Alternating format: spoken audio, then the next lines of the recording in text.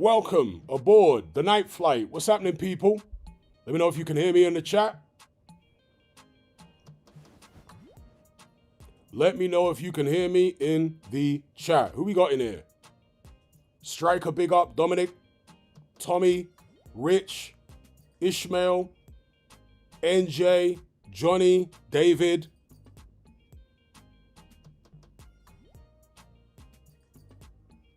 All right, loud and clear. All aboard. What's happening? What do you guys want to talk about? We can talk about boxing related stuff. We can get into different topics. Whatever you guys want to discuss.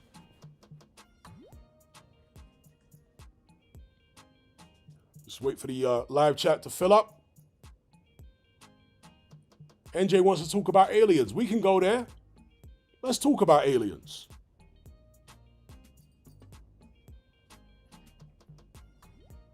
What do you think about aliens, first of all, NJ?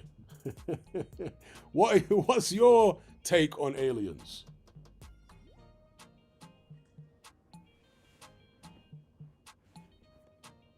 Now, the thing about aliens is most, even mainstream scientists, will tell you that the overwhelming probability is that the universe is teeming with life.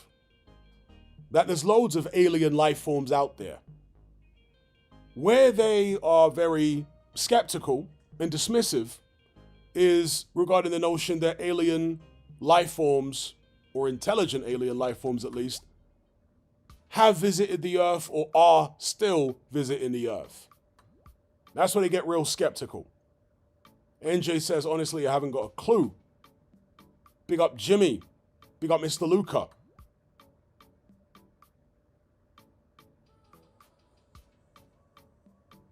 Big up Seamus, he said, who would you rather sit beside on a long flight, Mike Tyson or Tyson Fury? Definitely Mike Tyson. That's an easy decision. Mr. Lucas says, well, yes, that is undoubtedly true. How big is this universe? Yeah, statistically speaking, because the universe is apparently so massive, the probability is that there's a lot of other life out there, including intelligent life. That's the probability, the mathematical, statistical probability. Okay, Yemi says, saw a UFO very close up in 2011 at a country lane. Tell us about it. If you haven't told us in a previous stream, tell us about what you saw. Because I'm fascinated by these first-hand accounts of people who have seen these things. Big up Supersized Fries for the super chat. He says, Bud versus Janabek for undisputed at 160, who wins? I think it's a more difficult fight than the Canelo fight turned out to be. But I would still go Bud. And I'm saying that based on Bud's performance against Canelo, obviously, but also the fact that Janibek, and I know we can't hang this over his head forever, but when he fought Denzel Bentley, he wasn't impressive. So I'll go with Bud on points, but I don't think he'd do to Janibek what he did to Canelo. Do you know what I mean? Because he was embarrassing Canelo at times. I'm not sure he'd do that to Janibek. Janibek's young. Well, is he younger than Canelo? If he is younger, he might not be that much younger, but he's definitely fresher. He's got a different style. He's a southpaw. And lest we forget, Bud Crawford had plenty of problems against Israel Madrimov. Oh, wow. Supersized Fry says Janibek is fighting Lara. It's been announced. Didn't realize it had been announced. Okay. NJ says, I don't think aliens are here or have ever been here if they do exist. Okay. What makes you say that? Big up Liam Goff, a.k.a. G-Man in the chat. Yes, yes. Mr. Lucas says, Adames would be a very hard fight, I think. For Bud Crawford, I agree. In terms of the styles, Adames might even be a more difficult fight for Bud than Janibek. But I think Janibek would beat Adames. You know, it's one of them ones. Swings and roundabouts. Big up Matt Bulgerson with a super chat. He says, whenever we don't expect Bud to perform at an incredible level, he does. So I guess you would never pick against Bud anymore is what Matt is saying. Big up Matt Bulgerson with a super chat. Every time. So shout out to Yemi. He says, Toddington area started as a small orange glow, changed direction towards my car. It got much closer and it was flashing, then hovered over my car about 50 to 100 feet in the sky, had multiple colored lights. Now, what Yemi has just said there is a very, very, very common experience that I've heard from loads of different people that I've seen online, talk about UFOs, particularly in the United Kingdom, where they say that they've seen like an orb of light, sometimes in the day, sometimes at night, moving around, doing all sorts of maneuvers that a standard aircraft couldn't do. And then somehow that little orb of light transforms into usually a triangular craft. So that would certainly count as a UFO, because a UFO is just an unidentified flying object. Until it's been identified, then it's a UFO, right? If you can't clearly see that it's a plane or a drone or whatever the case may be, then you have to call it a UFO. So yeah, that would certainly count as a UFO. And I find it fascinating because, like I say, I've heard so many of those accounts of these orbs that somehow morph into these black triangles. Is it just some advanced secret military technology? Or is it off-world technology? I have no idea. But what I can tell you is I've heard enough of those accounts, just like the one that Yemi gave there. I've heard so many of those accounts, which are virtually identical to one he just described, that I can't dismiss it as people just making it up. From totally unrelated people. I've seen video interviews where people have said they've seen these things exactly like that. I can't guarantee you that they're right, but me personally, I've seen enough of them. The volume is big enough that I think people are definitely seeing something weird, right?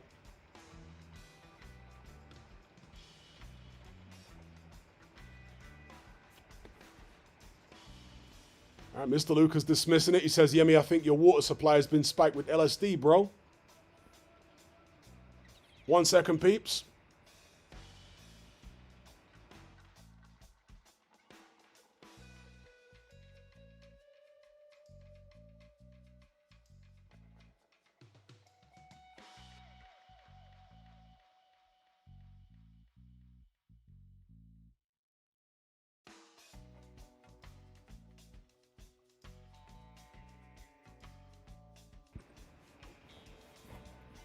Yeah, Mr. Luca not having Yemi's account there.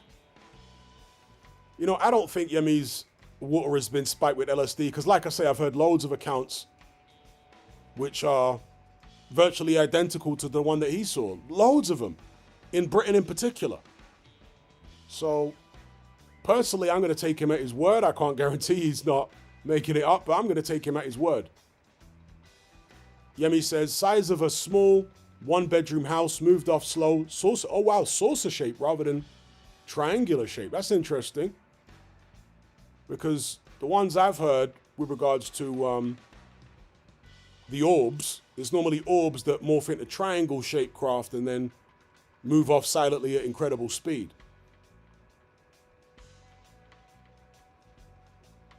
Bobby Boucher, he's got the Waterboy reference there. Says creatures of the deep could be aliens. All right. There was a movie called Abyss way back in the days, which dealt with alien creatures under the sea. Anybody see the movie Abyss? That was, I want to say, 1990s maybe, or 1980s. Big up the Sweet Maths with a super chat. He says, do you believe the Terminator trilogy was the prequel to the Matrix trilogy? Were these the most important set of movies ever made? So, the claim that the Terminator trilogy were prequels to the Matrix comes from a woman called Sophia Stewart. She's an African-American lady who is very eccentric, very, very eccentric indeed, who claims to have been in some type of legal battle with, I'm not sure if it's directly the Wachowskis or whether it's just with the studio that made the Matrix movies, and I think the Terminator movies as well. She claims that she basically wrote the Matrix, right? Or came up with the concept and the ideas and the main characters in the Matrix. And she said that, indeed, the Terminator movies were prequels, or the Terminator story was a prequel to what happened in the Matrix. And that the first anomaly, as the architect in the Matrix describes it, right? The first systemic anomaly being the predecessors of Neo, right? The first predecessor of Neo was John Connor in the Terminator movies. That's interesting. Do you know what I mean? Because it would kind of fit with the backstory of the Matrix, especially if any of you guys have seen the Animatrix. Anyone seen the Animatrix? Big up AAA in the live chat.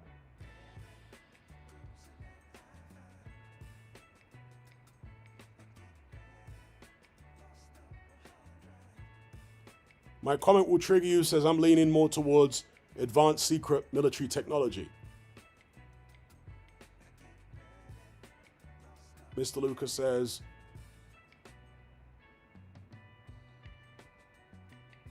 Makhmadov probably beat him. I'm not sure who he's referring to there. Pick up Mr. Luca.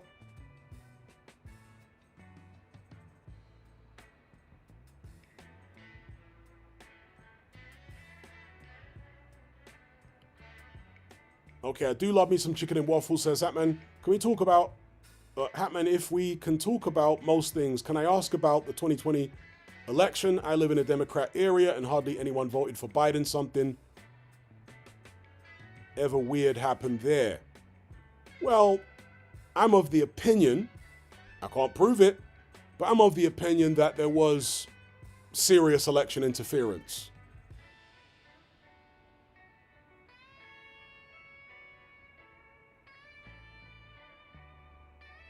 Yemi says similar accounts in the same area at the time, because he's talking about the UFO that he saw, and other people saw a similar thing. Okay, again, I'm not going to dismiss it because I've had loads of accounts very, very similar to that. You know, these orbs that change into a different shape, and yeah, even in Britain. There's a very controversial figure who I'm actually kind of hesitant to mention by name in the UK, because he's literally being sued out of house and home for harassment, right? He lost the harassment civil case, and he's now being sued out of house and home. Some of you guys may know who I'm talking about or who I'm alluding to here, but he's done videos. His YouTube channel got deleted a few years ago, but he still has his website up and he's got loads of videos on his website. And he did a video or an episode where he was showing all these interviews that he'd done with UFO witnesses in the UK specifically. And most of them, to me, came across as genuine people. My BS detector wasn't going off. It was for a couple of them. There was a couple of them where my BS detector was like, nah, man, this guy's just spinning a yarn. But for most of them, they came across as genuine people. The majority of them were seeing black triangles, right? Silent black triangles flying over various parts of the UK during different time periods, different parts of the country. Some of them were seen over the same part of the country by multiple unconnected witnesses around the same time. These black triangles that were moving around silently. And the fact that they're black triangles, some people would say, suggests covert military technology, right? Because we know that a lot of these stealth craft are triangular in shape and they're black. So perhaps it's the next level up in technology when it comes to black triangles in the covert military programs and whatnot. Toro says, Animatrix is one of my favorite films. Big up Hatman. Big up Toro TV. Yeah, well, Animatrix, is actually a series of short animated films, which is meant to supplement, is that the right way to describe it, the original Matrix trilogy. So if you haven't seen the Animatrix, I'm pretty sure you can watch it on YouTube now. Big up Moen Sheng in a live chat. I really like the Animatrix. It gives backstory to, as I say, the original Matrix trilogy. Big up Danny. Crazy Pickney says, would you rank Anthony Joshua higher or lower? If so, why? Okay, I'm not sure. All right, he says, where does Partridge rank on the top 100 heavyweights billboard? That's hard, man. Because there are so many. That's correct, Mr. Bean. That's what I'm alluding to. There are so many heavyweights in the top 100 billboard. That's a tough one to answer. Big up President Brush.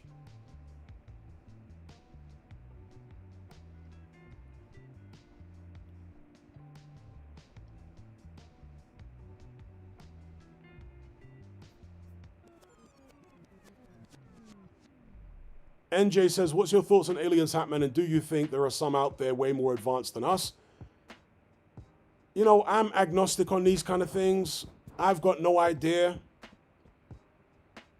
All I can tell you is that, being agnostic on it, I'm open to the possibility that there are no aliens, that there are aliens.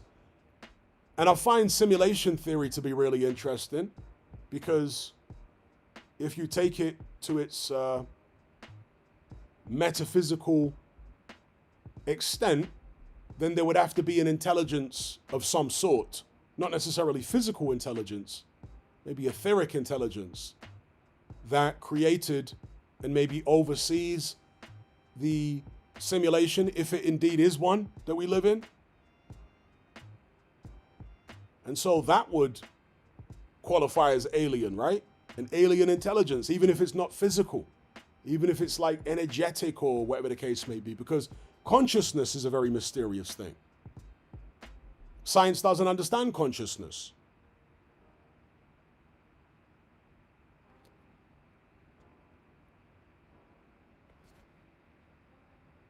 What if consciousness, as I say, can survive without the body? Yeah, if anyone's having issues with the stream, please refresh. Please refresh your browser. Hopefully that will sort out the problem, because some people have had that issue on previous streams, and yeah, refreshing seemed to sort it out for them. So if anyone's having an issue with their stream, please refresh.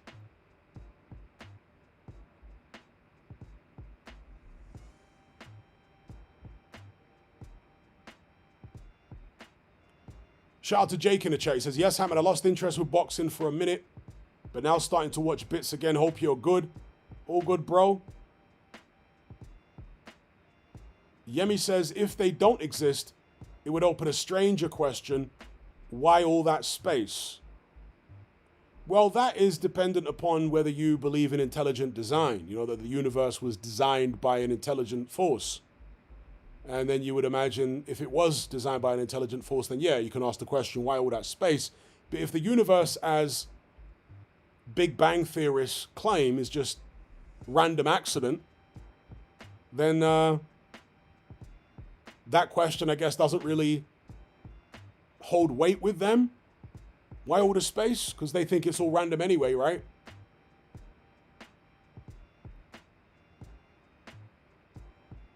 Big up Richard, he says, big up Hatman, long-time subscriber, always miss these lives when they're live.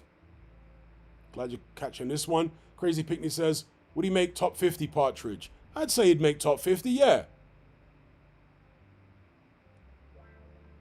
Big up Afro Jam, he says, something from nothing defies logic.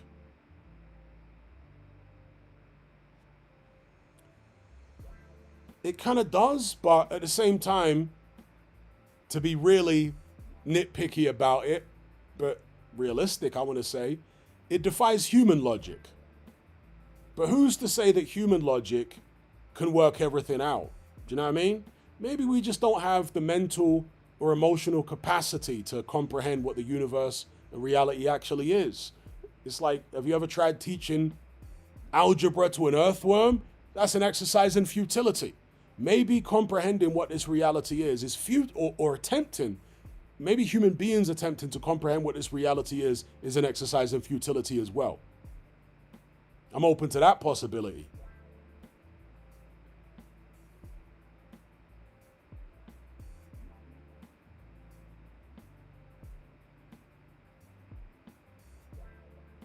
Crazy Picnic says, have you heard about the Tim Westwood situation? Yes, I've heard about the Tim Westwood situation.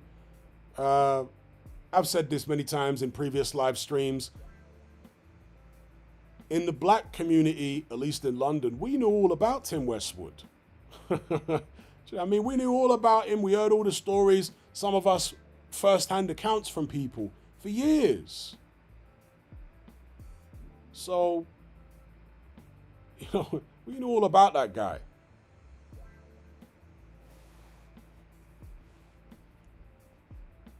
But for whatever reason, in those days, there was no real impetus by law enforcement, so on and so forth, to actually pursue allegations. Do you know what I mean?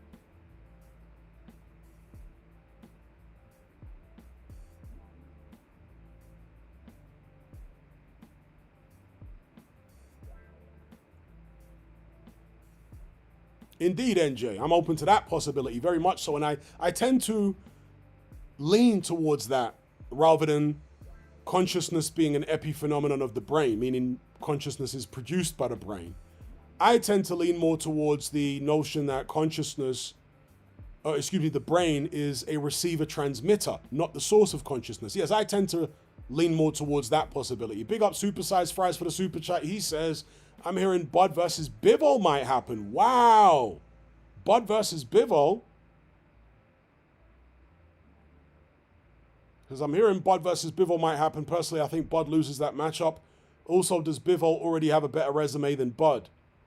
I don't think Bivol has a better... Controversial opinion here. Right? A lot of people will strongly disagree with this. I don't think Bivol does have a better resume than Bud.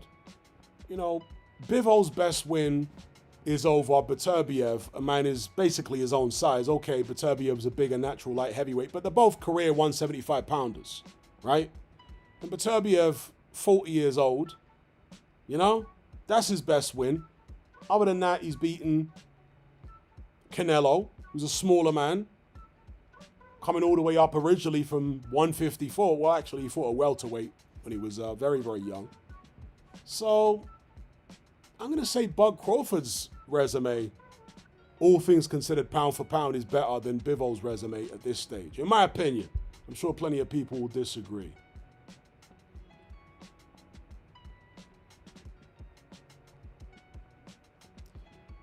Danny says, Hatman, didn't you have Bud losing to Madrimov? Yes, I did.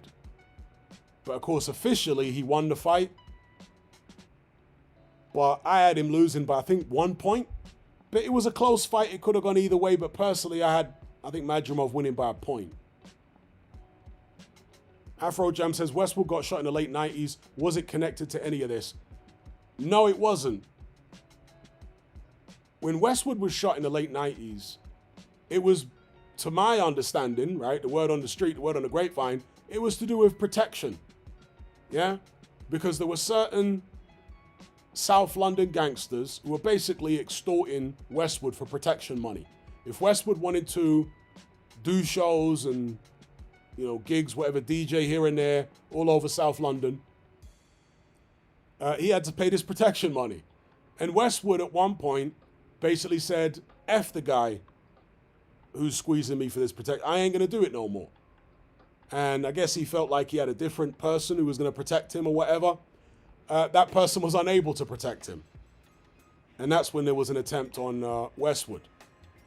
So, yeah, to my knowledge, it had nothing to do with any of the allegations that are being thrown at Westwood now. But yeah, that was back in the 90s when Westwood got popped.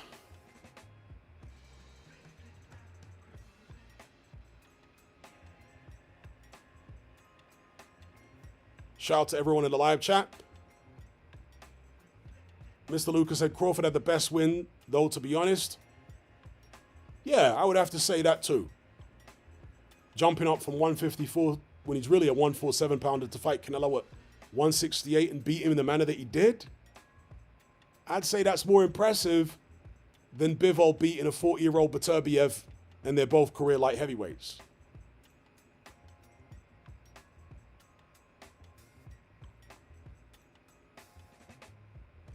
Crazy Pickney says he's allegedly in Lagos now.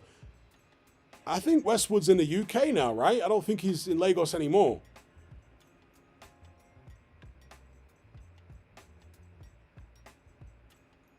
Pretty sure he was questioned by police because he's been charged, right?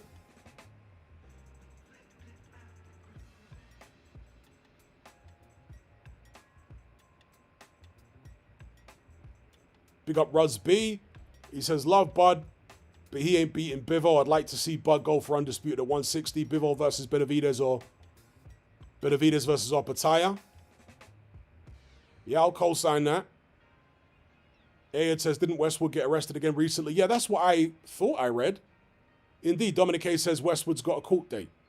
Yeah.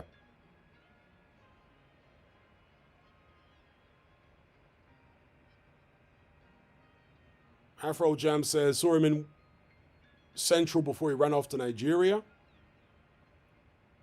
Big up Mark Hatch. He says, Bivol had back surgery. Surely that affects his movement now. We will see. Depends how serious the back surgery was.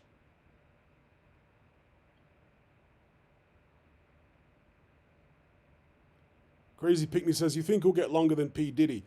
You know, the interesting thing about P. Diddy, right, is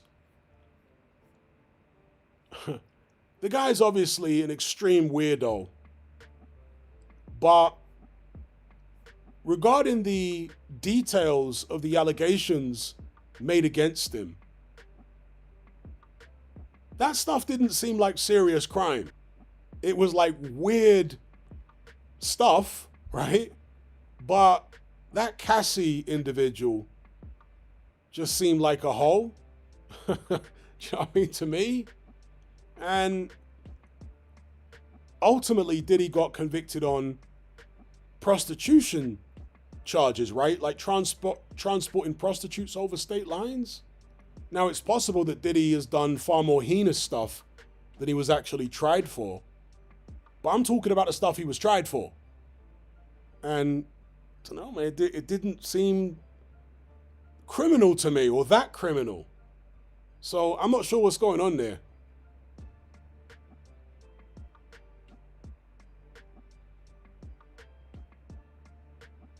Well, I guess it is criminal if they convicted him, but it's like, why would transporting a hooker across state lines be a criminal? I mean, I don't know.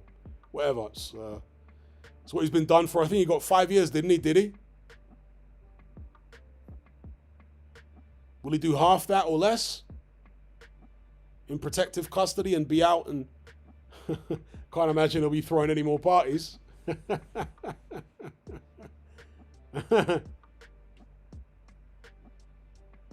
Oh, wow. I didn't realize that. Afro Jam says the main reason they got onto Westwood was he was at the party where Fox got murked. Is that right? I never knew that.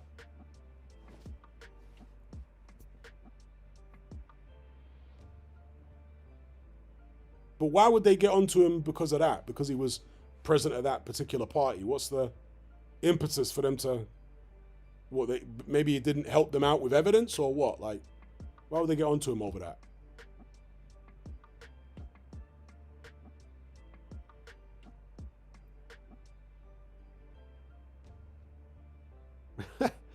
Danny says he picked Tank up off his feet like a father does his son. He's talking about Diddy picking Tank Davis up. Yeah, that was a very uncomfortable moment for Tank Davis. Big up President Brush. He says, have you ever been shadow banned? Not as far as I'm aware. No. I've seen other people get shadow banned, though, like blatantly. So, for example, there is absolutely no doubt in my mind whatsoever. None, zero, because I've seen, followed this channel for a number of years. There is absolutely no doubt in my mind whatsoever that Ralph Smart, aka Infinite Waters, has been shadow banned. No doubt in my mind whatsoever, because I saw the kind of views he was getting pre-2020. And then in 2020, he started making videos about what topic. And this guy's got like 1 million subscribers or something. He's doing a similar number of views per video to me. It's crazy. And he's got like 1 million subscribers. And it's not like his content has changed. Yeah, he got shadow banned. 100% he did. And he's still shadow banned even now. Because it was dramatic. As soon as he started making them videos in 2020, dramatically less views per video, regardless of the topic after that. So yeah, he got shadow banned. His channel got nuked.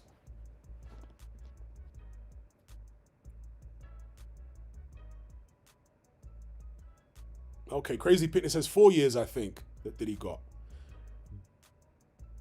Mark Odell says, did he do it?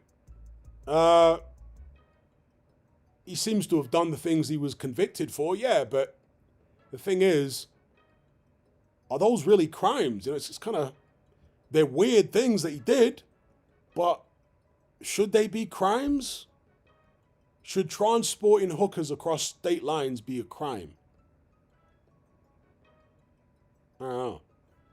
I mean, some people think it should be, right? Some people think that prostitution should be outlawed. But I don't know. AAA says, will the tension in the UK fade, Hatman? No time soon. But then again, with this Keir Starlin individual and the stuff he's trying to push upon the British population, that might unite people. I mean, in a weird kind of way. It might unite people of different ethnicities and religious persuasions and whatnot against a common foe.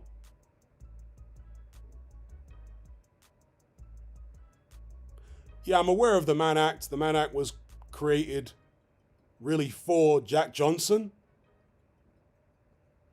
to try and criminalize him.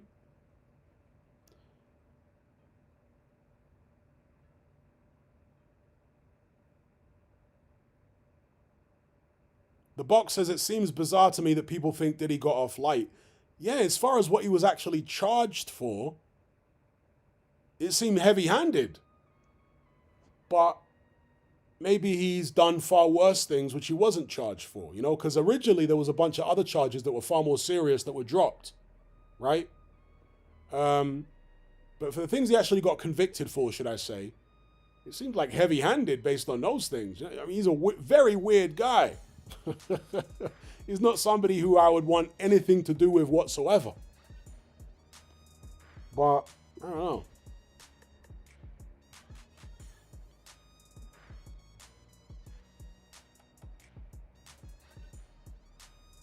Yes, Charcoal, I saw the Snake Eyes thing, and that really is strange.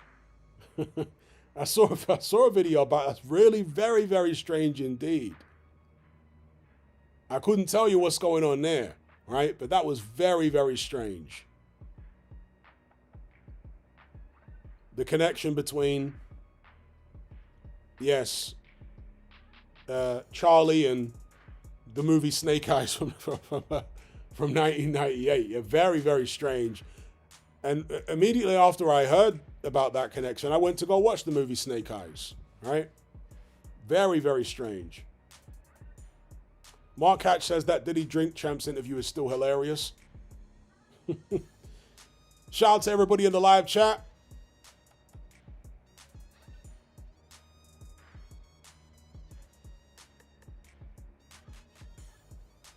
Yeah, the Diddy Drink Champs interview, alarming, right? Where he's asking Fabulous to party with him. And he says, I have partied with you. No, I mean real party, like party. And he's acting all zesty.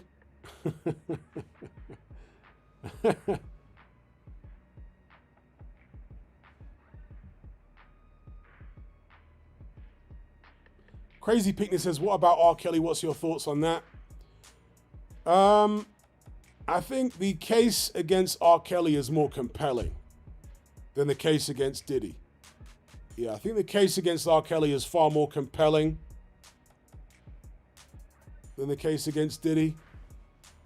Both weird guys, but like, in terms of like criminal stuff, I think it's more compelling with regards to R. Kelly.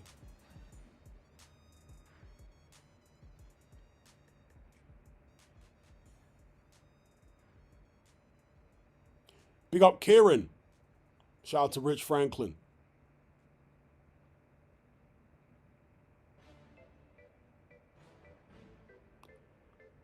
Maybe, Crazy Pickney, Diddy was getting ideas above his station, and what they've put him through was basically a warning shot. Do you know what I mean? To behave himself, know his place, we can put you through a lot worse. You got off light here from their perspective, all right? If he's been told the facts of life. Do you know what I mean? Maybe that's like a warning shot that have fired Diddy's way. And if he don't start behaving himself as far as, you know, not suing certain liquor companies and whatnot, then maybe they'll release far more serious stuff about him and it'll go away forever. Kyle says, Hatman, was MJ innocent or guilty? I tend to suspect guilty. And I'm saying that as somebody who grew up loving MJ's music. But I just can't quite... I can't reconcile this man in his 40s having very young individuals round for sleepovers, sleeping in his bed. I mean, it's just it's so weird. I mean, it's so damn weird. I tend to suspect guilty.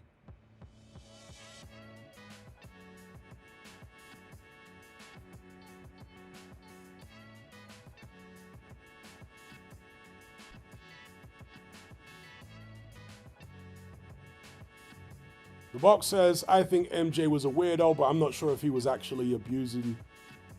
All right. I tend to suspect he was. Because who does that, man? Like, who does that? And he called himself Peter Pan? You know? That's also just mad noncy to me. It just comes across so noncy, calling himself Peter Pan. And his ranch was called the Neverland. All of it sounds super noncy to me. It sounds so noncy, bro. Big up Rich Franklin. Yes, if everyone can smash that like button, it'd be much appreciated.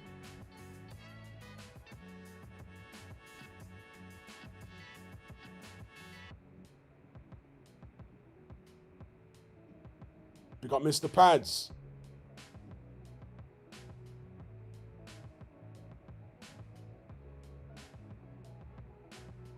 We got 116 concurrent viewers, only 34 likes. If we can get like 60 likes,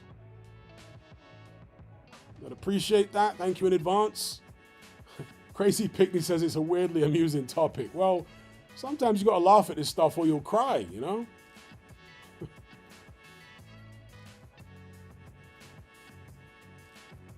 You know, like at the end of The Life of Brian, Monty Python's Life of Brian movie, where they're all crucified and they start just laughing at life and laughing at the absurdity of it all. Sometimes I do that, man. I just laugh at the absurdity of stuff.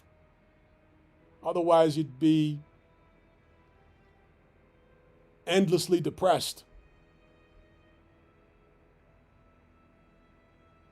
The box says that fake soft voice was real weird as well. Do I like his music? I love Michael Jackson's music. Love it. Grew up on it in the 1980s, you know? It was like the soundtrack to my childhood.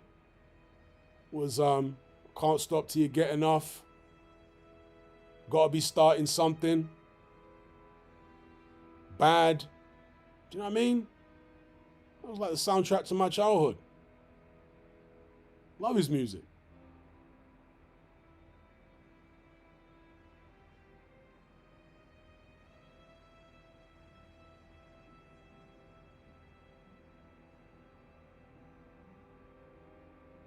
Sports Fan 1 says, if MJ isn't guilty, I don't know what a guilty case looks like. Weird guy, but my God, he makes bangers. I'm sorry, I can't deny it. Yeah, it's one of them weird ones, isn't it? MJ made bangers. Okay, we got to spam. Please don't spam the chat. Don't spam the chat, because you will get blocked. Don't do that.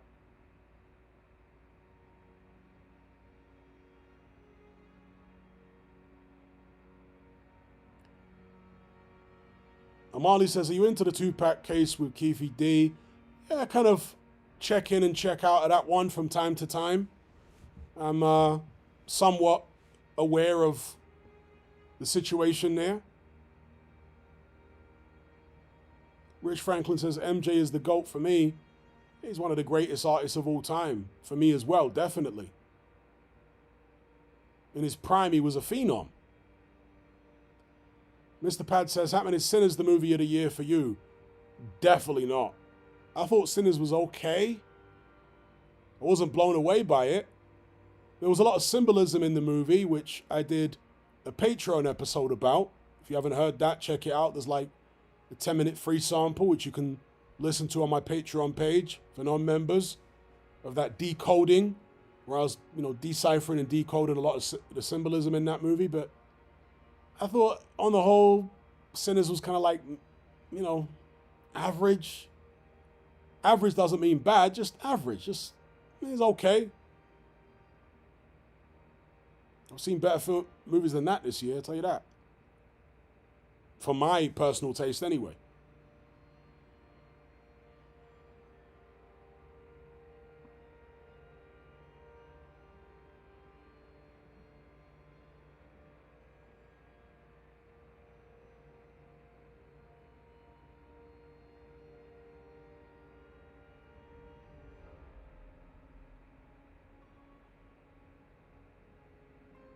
Bite Size Boxing says, what about the upper echelons of society being so noncy? Is it purely a blackmail thing, or is there something more to it?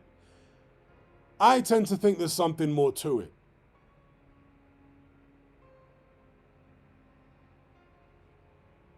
I tend to think there is like,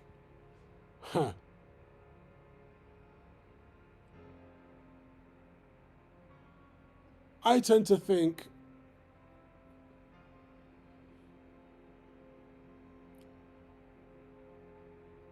that if you have the inclination, the understanding of how human pathology works, psychology and whatnot, if you're so inclined, you can basically manufacture psychopathic individuals or people who are close to being psychopathic. You can create them. And my hypothesis is that one of the methods used by sick individuals in the ruling class is to nonce particularly young boys and does it cause dissociation maybe or other psychological, and I say this because some of the most vicious criminals on the streets, not all of them, I'm saying some of them, were people that got nonced because they carry like a burning how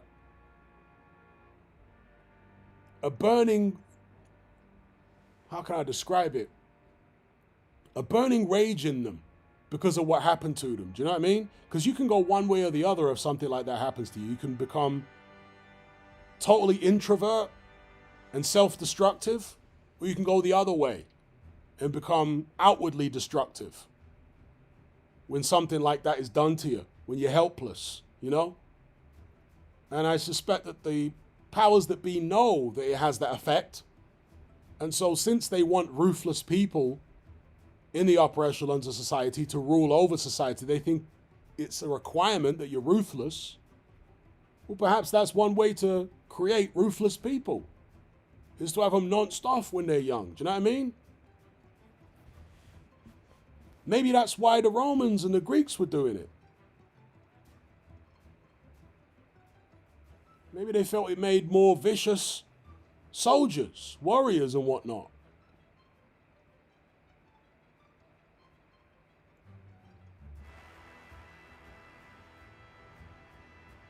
Big up, is it atavistic intellect for the super chat? He says, big up, bro.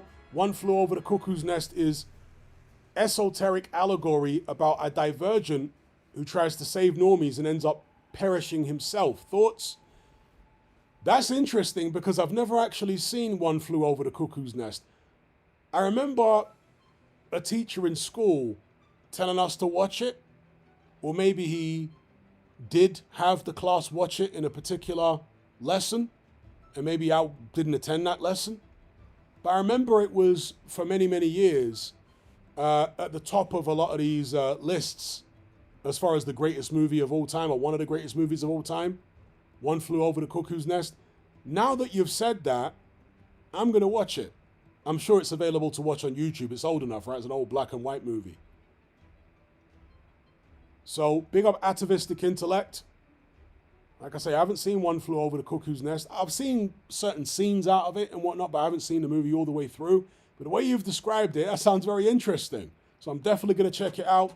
Big up atavistic intellect.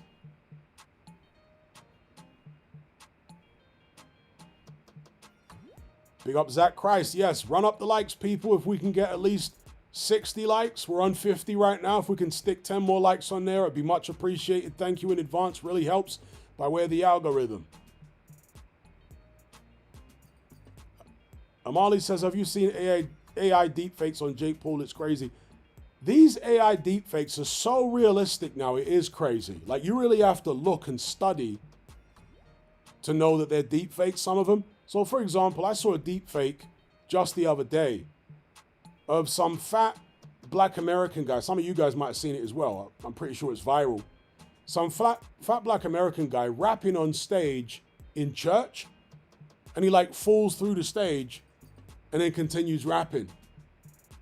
And it looks so realistic. At first you're like, is that real? But then you look at the fact that the other people on stage don't react to the fact that he goes through the stage, and also the fact that the backing singers don't miss a beat when he goes through the stage.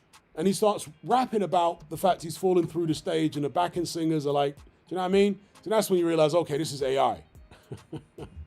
But at first glance, it just looks so real. You have to study it to realize certain things are off. And yeah, the implications of how real this AI deepfake stuff is quite frightening. I've spoken about that in previous live streams.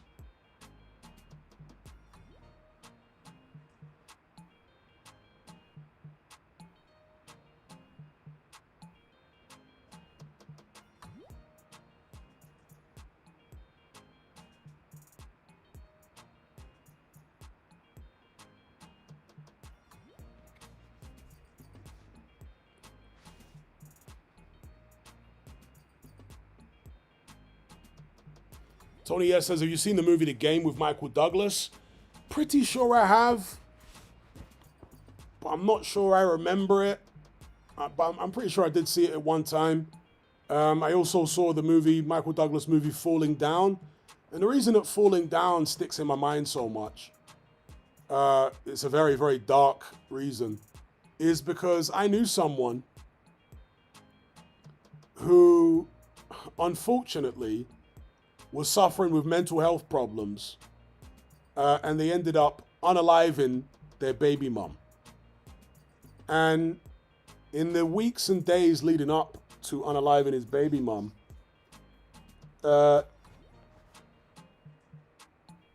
he was talking to me and somebody else he knew in kind of a flippant way about unaliving his baby mum and his baby mum's new man. But he was like laughing and joking, do you know what I mean? As if it was some kind of like dark humor or something. So we didn't really take it serious. And he referenced the movie Falling Down.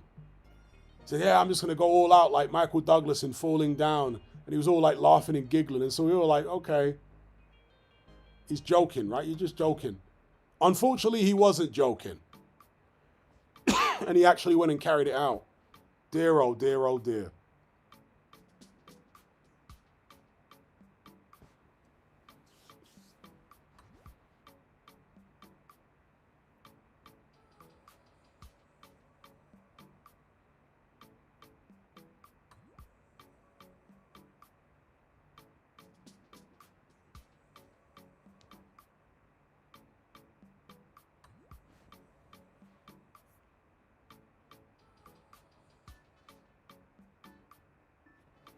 Stoic Animal says Weapons is a great movie.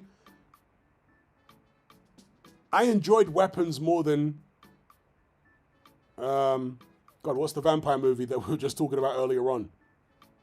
Sinners. I enjoyed Weapons more than Sinners.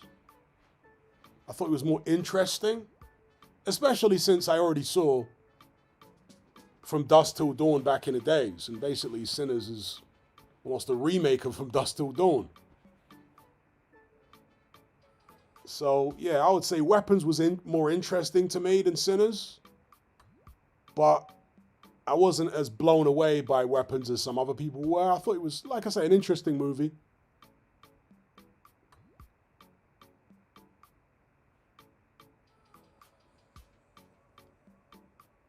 Ayed says, damn, that's dark.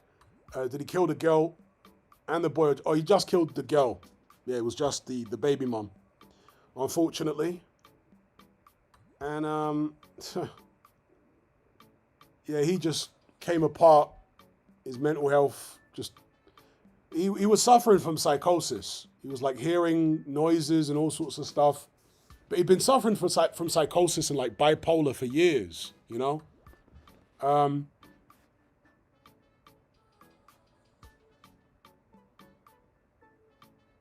And he started saying things that didn't make sense, do you know what I mean? And being really convinced about them, and he was descending into psychosis.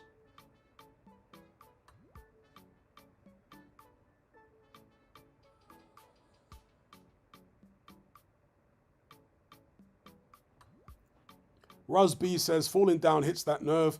It's a realistic viewpoint of a guy who isn't bad, just snapping and going berserk, but believes he's right. BG says, Weapons, is it a new movie? Yeah, it came out a few months ago. A couple of months ago.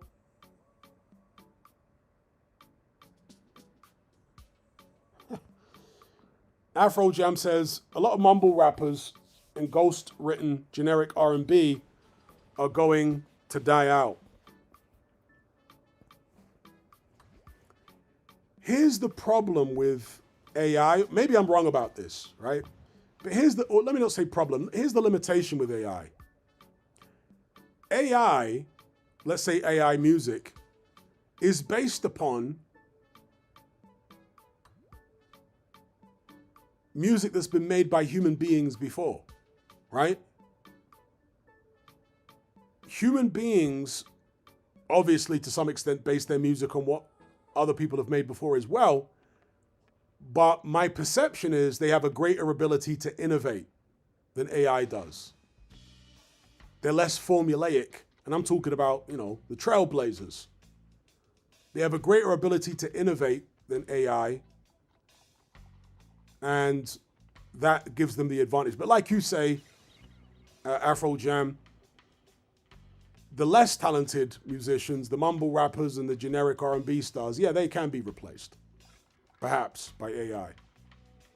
But then again, the counter to that argument would be, well, in this day and age, having a brand which is your personality is part of your brand. That's what I'm trying to say. Yeah. In this day and age, maybe more so than ever in music, your social media presence is perhaps just as important as the music you're putting out. Yeah. Back in the days, there was no social media, there was no internet and so on. So it was somewhat about your character, but more so about your music. Whereas today, in certain genres, it might be 50-50. In fact, for some specific artists, their success might be more down to their public persona than it is to their music. And that's something that AI can't replace. Yeah? Nobody's going to be as enamored with a fake, an AI artist as they are of a real human being. So that's another advantage that even mumble rappers, some of them at least, may have over AI, is they've got this personality where they can, have this social media presence and build this brand based upon the public persona.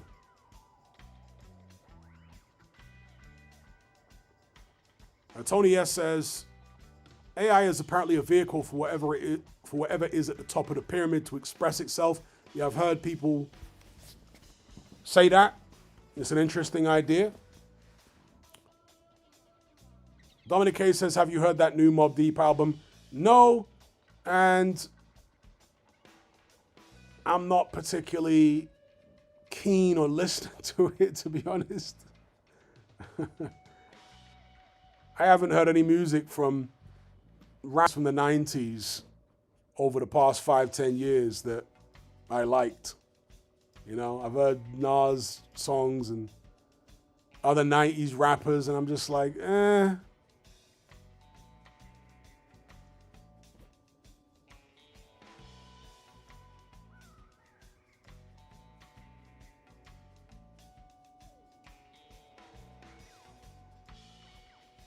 Shout out to Kayvon Green in the chat.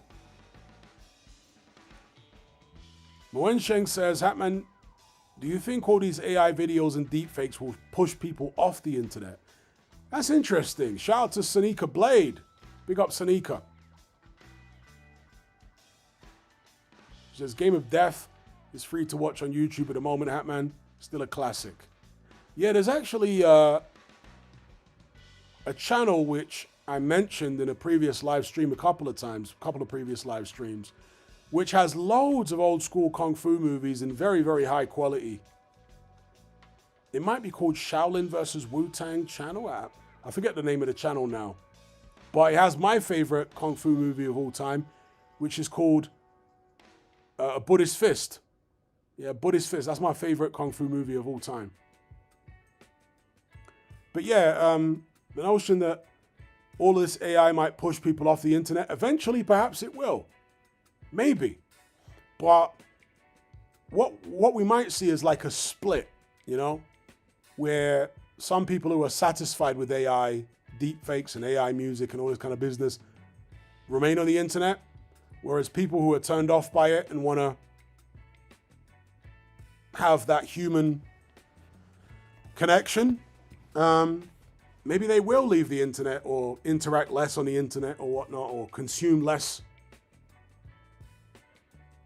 music and entertainment on the internet, maybe, in the future. Atavistic Intellect says, I watched the Thomas Sheridan video talking about these people using AI to bring back dead relatives as a way for demons to possess them. It's definitely very dodgy indeed. Feels weird watching these vids. Yeah, I remember that video. Unless he's done another video where he's, talking about the same concept. But A couple of years ago, I remember him doing that video. Yeah, very, very interesting.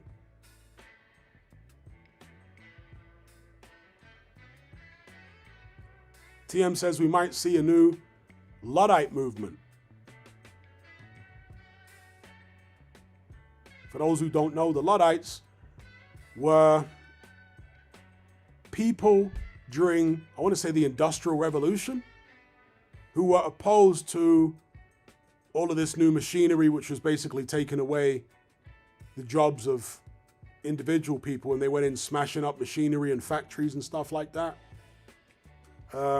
They were resisting the change and the new technological advances. They thought it was ultimately bad for humanity, society, however you want to describe it. Amali says, how do you rate Ice Cube? I was a big Ice Cube fan in the early 90s. Mr. Pad says, Hatman, were you a big L fan back in the days? Yes, I was. Shout out to KB.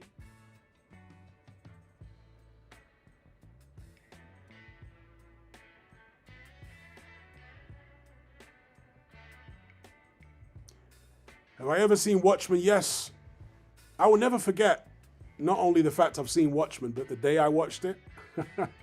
Because this is how long ago it was, right? Watchmen came out, when was it, 2008, 2009? There or thereabouts. I'll never forget it because I ended up having a fight on the bus with two guys coming back from the cinema after watching Watchmen.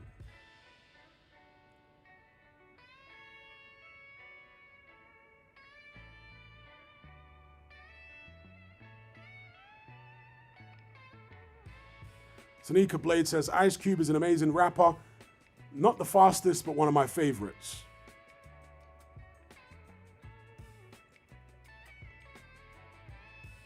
Well, Eminem, in one of his songs, I think it was the song on the Slim Shady LP called Criminal, or I'm a Criminal, or was that on the Marshall Mathers LP? I think maybe it was Marshall. I forget which LP it was on. But actually, no, was it on that song or not? But anyway, there was a Eminem lyric where he said, where he called himself the new Ice Cube. He says, people hate to like you. And yeah, Eminem was the new Ice Cube in the sense that he was like the rapping version of a shock jock. So in the 1990s, there was, maybe late 80s, early 90s, there was the emergence of what they call the shock jocks. The most famous example of one would be Howard Stern. These were like radio DJs who specialized in saying shocking things and just trying to shock the audience all the time with just outrageous stuff and shocking things and offensive things. So that was really, really big in the 90s, the shock jock. And it also manifested in rap music. There were loads of rappers who basically were like shock jocks. They were competing with each other to say the most outrageous, crazy, offensive things possible. There was stuff said on rap records in the 90s which you would literally catch criminal charges for today. Do you know what I mean? Because people were just saying anything in the 90s in rap music. Literally anything. Nothing was off limits. No group was off limits to make, you know, offensive remarks about in the 90s when it came to rap music. And even other genres of music, right? Heavy metal, death metal, and stuff like that. So Ice Cube was maybe one of the first shock jocks in rap. Yeah, he was one of the first rappers. I'm not saying he was the first, but he was one of the first to just go all out and try and offend as many people as possible. Yeah, that's what Ice Cube was doing. Little Jacob says, so-and-so, I'm not going to mention them, are off limits. Not in the 90s, they weren't. Not in the 90s, they weren't. Oh, no, they weren't. There were loads of rappers in the 90s who were making songs, and these songs were being released on major labels where they were going at saying offensive things about that particular community.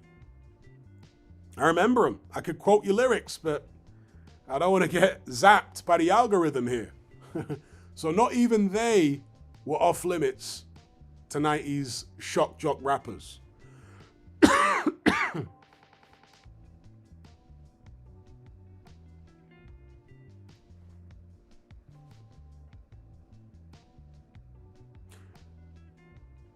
Aldrich says the best rapper ever is Busta Rhymes, just in terms of abilities. It's very subjective. For me, Busta Rhymes wouldn't be the best rapper ever because Busta Rhymes really is more style than substance. You know, great voice, great flow, very creative with his voice and very creative with his flows, very musical. But in terms of the content of his lyrics, he wasn't like a particularly great wordsmith. Do you know what I mean? He was more style than substance. So it depends what you like. For those who like the style, because the style was very impressive with Busta Rhymes. I mean, extremely impressive. But I was having a discussion with a friend of mine a few weeks ago.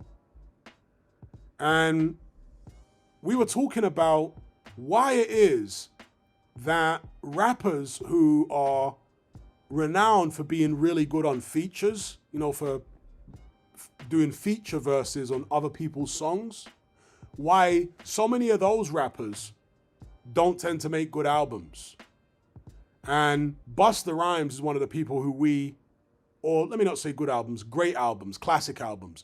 Busta Rhymes is one of the guys who we singled out as a classic example of this, yeah? Because for me, Busta Rhymes never made a classic album. He never made a classic album. His best album for me was When Disaster Strikes, and that was good, but I can't call it a classic album. You can't listen to every single song on that album and say, oh yeah, every song's a banger. Like, he's impressive because of the flow, the voice, the charisma.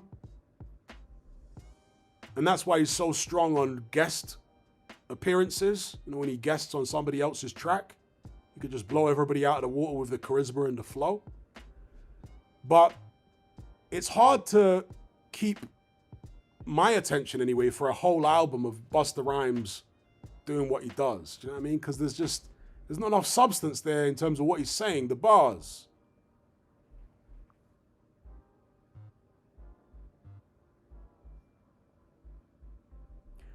Rich Franklin says, Busta is more vibes. Yeah, he's more vibes. He doesn't really make you think. His lyrics are not that strong from a technical perspective. It's more style than substance.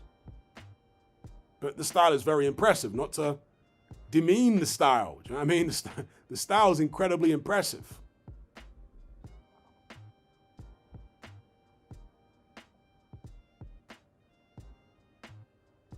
Truth Channel says, why did Busta wear multiple dresses?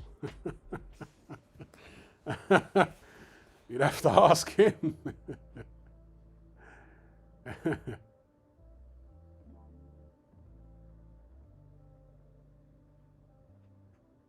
Truth Channel says, Chester P too deep for average hip hop heads, question mark. I was never really into Chester P, aka Chester P Hackenbush. Never really into him. I quite liked, and I think he was associated with Chester P and Mud Fam and those kind of rappers from back in the days. I guess you could call them UK backpack rappers. But I quite liked some of the early tracks by Jest. He did a track called The Alcoholic Author. I think that was actually the name of his first album as well, The Alcoholic Author. And his lyrics, especially on that track, was so poetic, you know? So poetic and metaphorical, and I was quite impressed. So, for example, I can quote you some lyrics from that song from Jest. He said, like Bukowski, the alcoholic author, son of the devil, I turn wine into water. My physical form's a metaphor for disorder. Absorb the trauma. My status is borderline, and I'm short of time, short of find my keeper. I lie within reach of the reaper, the light sleeper, who drifts deeper into darkness. Read my palm and see the evil of my forefathers. Born after the last generation of gypsies, moved from the sticks to the cities. Got 26 characters for homesick travelers, bicentennial men, hunter-gatherers who run with the scavengers and brave the dangers. My brain a labyrinth in this maze of pages, playing David. I stand defiant to the last dying giant, the android man. I talk science and walk silent, the child who sought guidance. My war cry echoes through these blood-stained empires. Crazy. Like, you listen to them bars, they're so like poetic and metaphorical. Yeah. Check out that track, Jest, the Alcoholic Author. That's an old school UK artist.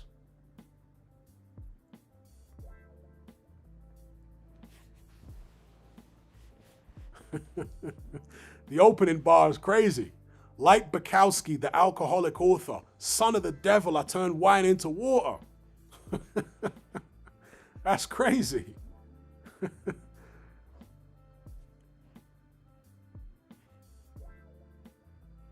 I also like Jest on a track he did with Kalash. In fact, was he on that track? Yeah, he was. A track he did with Kalashnikov. I think it was the Jankroville remix. Or maybe he wasn't on it. Maybe he just produced it. Did he just produce it? Because I prefer the Jankroville remix. The Kalashnikov Jankroville. I prefer the beat on the remix than the original. I think it was produced by Jest. Or maybe Jest actually featured. I forget now.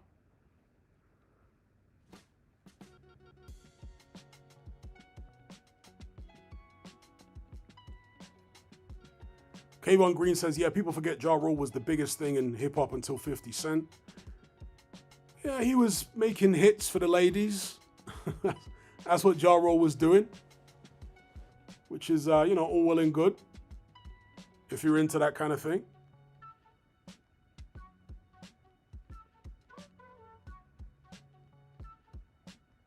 Big up the Overtrain. He says, Eminem was a good rapper. He was also a very popular rapper, as in being number one of the charts. DMX and Lil Wayne the same. Are there any others? Well, during his life, Tupac was incredibly popular when he was alive, right?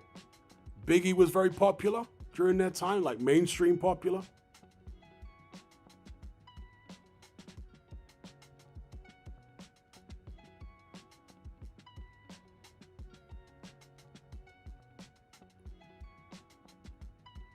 K1 Green says, Premier from Gangstar is the greatest DJ of all time. It depends how you say greatest DJ. I mean, they used to say that Q-Bert was the greatest scratch DJ. DJ Q-Bert, he was like an Oriental guy. I think from the States somewhere. I'm not sure if he was from the New York tri-state area, but DJ Premier is more well known for his production than his DJing. He was a good DJ, don't get it twisted. He did all the live scratches on the records, but he's more known as being a great producer rather than a great DJ.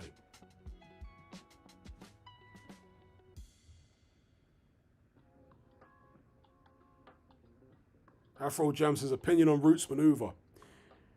See, Roots Maneuver is interesting. Rich Franklin, that's right, 50 actually jacked Ja Rule style after a while. Can you imagine? It's exactly what he did. He came out dissing Ja Rule for being a singing rapper, making love songs, and he started doing the same damn thing. Hardly surprising though, right? Now we know 50 Cent's character. But yeah, thoughts on Roots Maneuver. Roots Maneuver is very interesting because there was an archetype in the British Caribbean community which Roots Maneuver really exemplifies. He exemplifies a particular archetype in the British Caribbean community from the 1980s and 90s. What was that archetype? Well, listen to a Roots Maneuver song and you literally find out what the archetype was. Kind of like someone who suffers maybe a little bit from mental health problems, who's very eccentric, who is very Jamaican but also very British, like a lot of the older generation Jamaicans were. Someone who's a bit out there, I could say eccentric and just off. And Roots Maneuver was that guy in real life, and he put it on records. You know, the interesting thing is that that archetype was so successful outside of the British Caribbean community, more successful outside of the British Caribbean community than it was inside, you know? Perhaps because that kind of character in the British Caribbean community was still somewhat of an outsider. You know, you'd look at them and have pity for them, but, you know, you wouldn't necessarily want to be their best friend. You might buy them chicken and chips and stuff like that, but you wouldn't want to hang around with them too much. Whereas people from outside of the British Caribbean community embraced that archetype more. Also, Roots Maneuver was never a very technically proficient rapper. Yeah? He's got an interesting voice, a very irreverent, unorthodox style, but he's not somebody that was really a technically good rapper with multiple rhyming syllables and punchlines and all that kind of stuff. With Roots Maneuver, it's more about his character and some of the bizarre lines he comes out with, more so than his technical ability as a rapper, if that makes sense. Big up Chris Joseph for the super chat.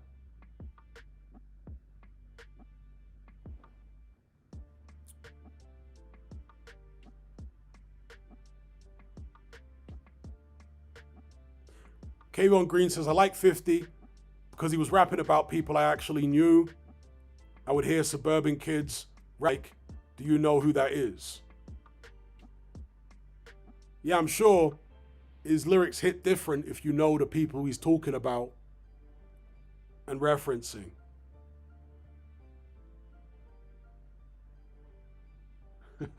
Star Fox says, I just aired a stream to hear British Caribbean slander blood clot. That's coming from a British Caribbean myself, right? So just keeping it real. Shout out to Camille for the super chat. He says, Hatman, what's your 5 training songs to go to? Okay, that's a good question. Sanika Blade says, De La Soul did an NYC gig last week. Minus, which one of them died? De La Soul in the past couple years. Was it Mace from De La Soul that passed away? So it would have been De La Soul -1. Top 5 training songs. They're probably all going to be MOP songs. I would say G Building by MOP. That's one of my top 5 training songs, G Building.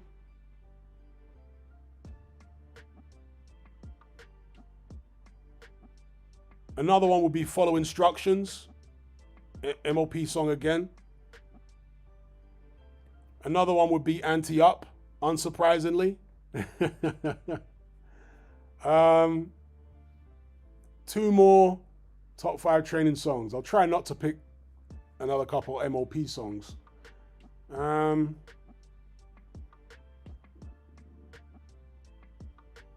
me go Motown and say, even though it's not a song that really gets you aggressive, it's a song where I want to move around and flow. Across 110th Street. That song's got a lot of energy to it. If I want to do a Muhammad Ali impression, you know. And the last one,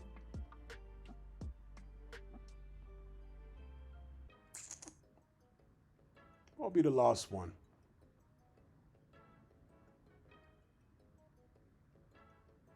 The last one probably Slew Them by Capleton. Yeah, Slew Them by Capleton. That's right, Sanika Blade. Kidnap that fool. Yap him, zap him. That's right. Matt says, Eye of the Tiger is the #1 training song. It's great and rocky, but for me it's like, you know, people do play and have played over the years when I've been in boxing gyms, Eye of the Tiger and then Rocky songs, I just find them corny at this stage. I mean, when someone puts an Eye of the Tiger on during a training session, I'm like, this is corny. Because I just think of Stallone with his mouth lean off, his lean off mouth, like Yellow Man, the Jamaican dancehall DJ's mouth is lean off to the side like that. I just think of Stallone's like, Adrian. That's what I think of when I hear that song, Eye of the Tiger.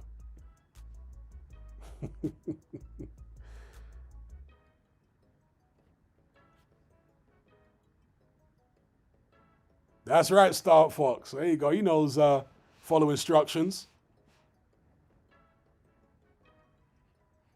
And I just like the lines from Billy Dan's in that song, where he says, I'm still suffering from alcohol abuse, and any beef I ever had I never called a truce. Damn, ninja, you loose. I'm just me.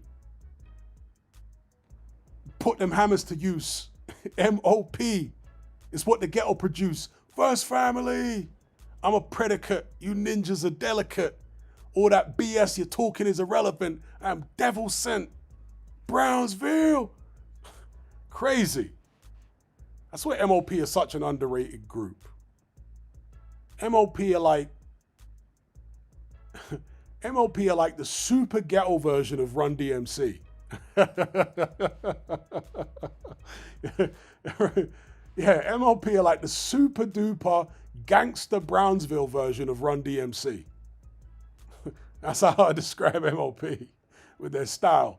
Big up Matt for the super chat. He says Eminem's Until I Collapse might be the most used. Or Lose Yourself is also used a lot, right? Big up Jay for the super chat. He says, what methods could I use to improve power?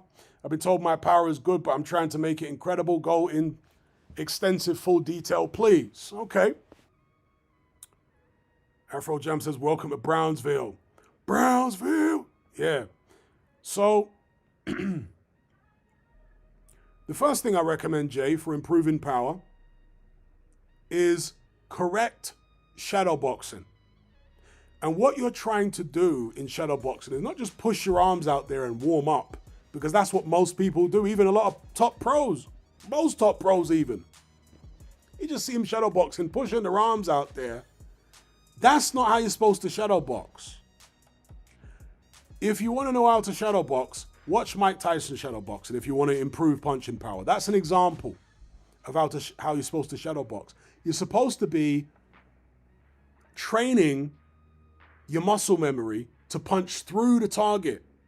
When you're shadow boxing, you're supposed to be envisioning your target, punching through it with snap, rotating your hips. If you're throwing a straight right hand, get on the ball of that right foot. Yeah, if you're an orthodox fighter, if you're a southpaw of the ball of the left foot, and twist the hip. Do all this stuff at speed, right? With power and speed, as if there's a real target in front of you when you're shadow boxing. Concentrate on making the movements, the punches explosive and fast. And like I say, maneuvering your body, get your kinetic chain working. You're trying to refine and improve and hone your kinetic chain and have you punching through targets rather than at target, which is what can often happen when people do too much pad work. They end up punching at the target rather than through it. Yeah? So shadow boxing is very, very effective if you do it the right way at improving punching power, because it basically can change the biting point of your punch. That's what it does. Yeah? And it also builds the muscle memory and the technique and all that kind of stuff. So you need to be doing that kind of shadow boxing where you're focusing on throwing real hard shots for 12 rounds or 15 rounds. Yes. That's how I improved my punching power. I was already, naturally heavy-handed, but I improved it and refined it by doing like 12 rounds of shadow boxing where I'm focusing on my kinetic chain and what have you. Yeah? Punching through the target, imagining that there's somebody's head there and I'm trying to literally punch through their head. The other thing, and there's all the footwork and the rotation and all these other technical things which you should be trying to improve, and the shadow boxing helps that, especially if you're looking in the mirror. Because then you're saying, hang on, I can bend my knees a bit more here and get more rotation on this back foot, more rotation on the hips. I can get more snap on this shot when you're watching yourself in the mirror. Do you know what I mean? So observe with a critical eye your punch technique and what you're doing. And then, of course, you take what you're doing in the shadow boxing onto the bag. Yeah? And particularly for hooks and uppercuts, use one of those wall bags, the wall target, because it doesn't move. Chris Eubank Sr.'s also talked about this, but I was mentioning it, I think, before he even started talking about it on YouTube. Yeah? When I started using them, I used to box at Fitzroy Lodge, and they had a very old, like, wall bag, bag that's, like, bolted to the wall so it doesn't move. It's like a wall target or bag, however you want to describe it. And I would go on there round after round after round, right? And it builds up your muscles, the muscles relevant to throwing hooks and uppercuts, yeah? Which are in the waist, the legs, not just in the arms and shoulders. And after doing that for a few weeks, session after session, doing 10, 12 rounds, sometimes 15 rounds, hitting that wall target, that wall bag. When I went on a heavy bag again, it's like my power went through the roof. Yeah?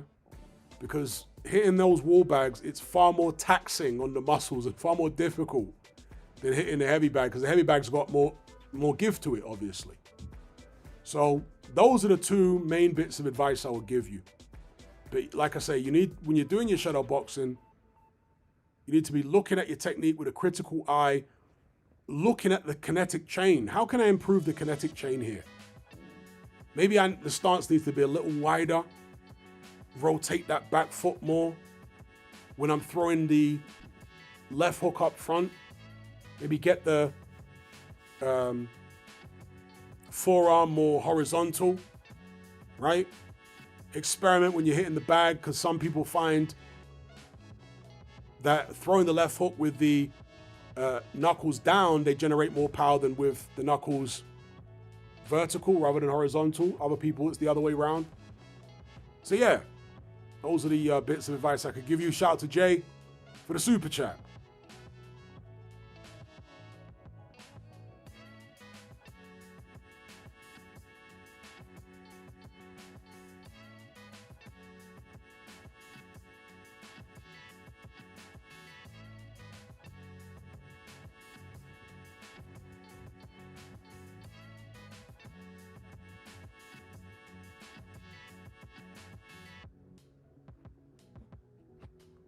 Big up XPJ. He says, shout out for Hatman for the Jest Alcoholic Author.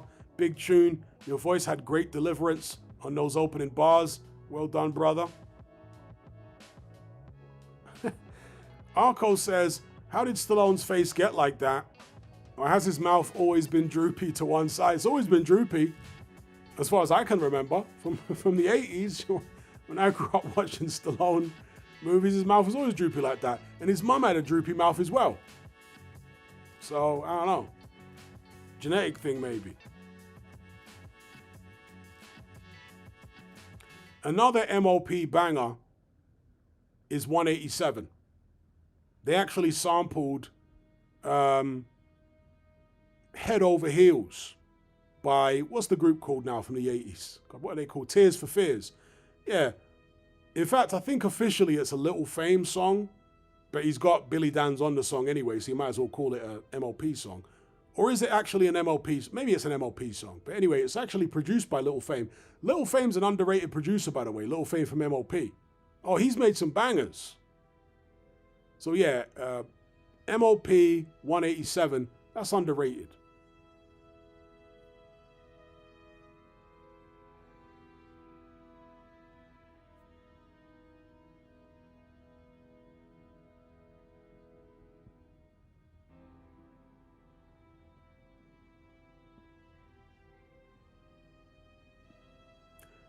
Yeah, Yellow Man's story is tragic and inspiring at the same time because,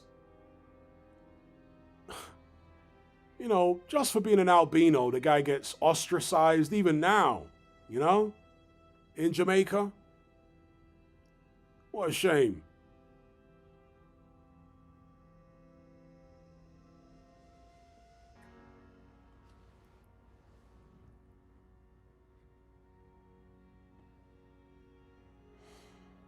Danny says, Hatman, an overlooked detail in boxing is the subconscious. Usyk, Bud don't consciously think about their feet. They let it flow naturally, don't think too much. Well, of course. If you're thinking consciously in a boxing ring, rather than having your subconscious do your thinking, then you're going to be getting battered most of the time. When you're in the ring, it's all very reflexive and instinctive, at least if you're that type of fighter.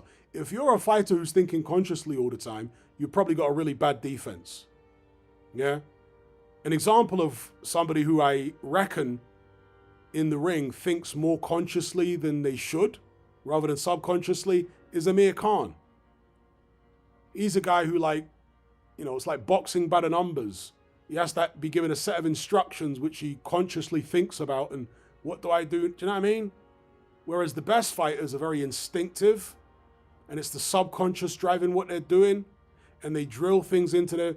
Not like Amir Khan doesn't have a subconscious, and not that nothing that he does is coming from the subconscious, but I just suspect a lot of what he does is coming more from the conscious mind than the subconscious when compared to an Usyk or a Mayweather or a Crawford, you know, the better fighters in boxing.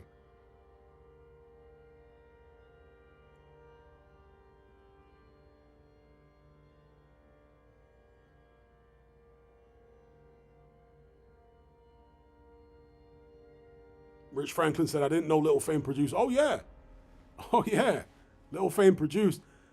Let me double check, but I think he produced one of my favorite beats on the Warriors album, which through the test of time is probably my favorite MOP album of all time, Warriors.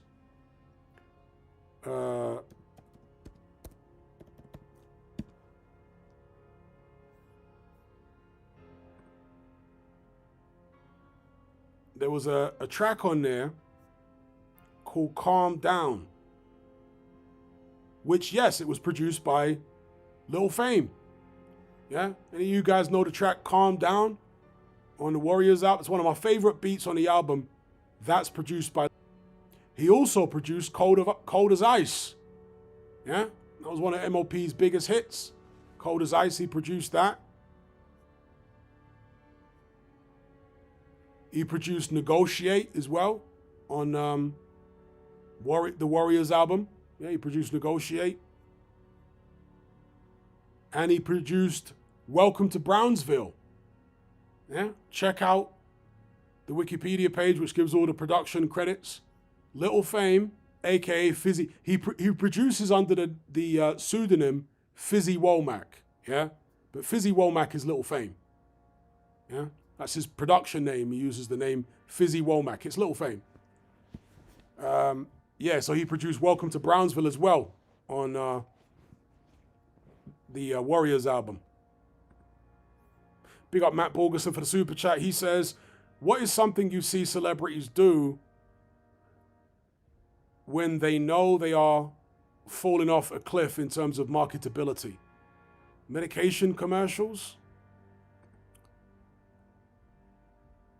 What I see celebrities doing when they are starting to fall off is trying to reinvent themselves and keep up with what the youngsters are doing in terms of changing their style of music to be more like what the youngsters are making.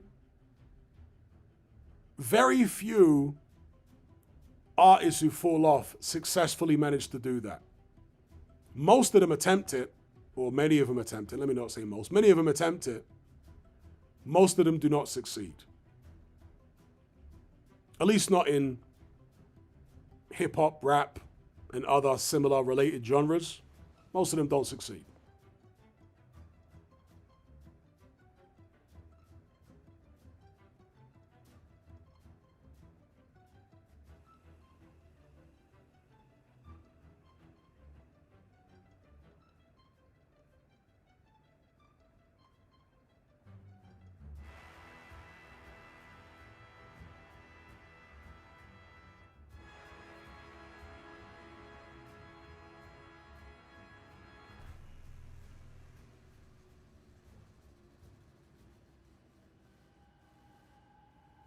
Danny says, MF Doom made the greatest comeback in the rap scene.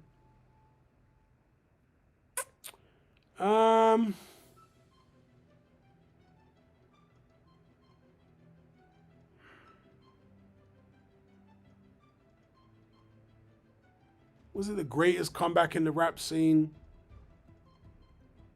Maybe the greatest reinvention in the rap scene. But I don't want to say it was the greatest comeback. But he reinvented himself. Yeah, for sure. Created the MF Doom character. Thoughts on the Westwood allegations, spoke about him earlier on. So if you rewind the stream to close to the start, I did address the Westwood allegations then.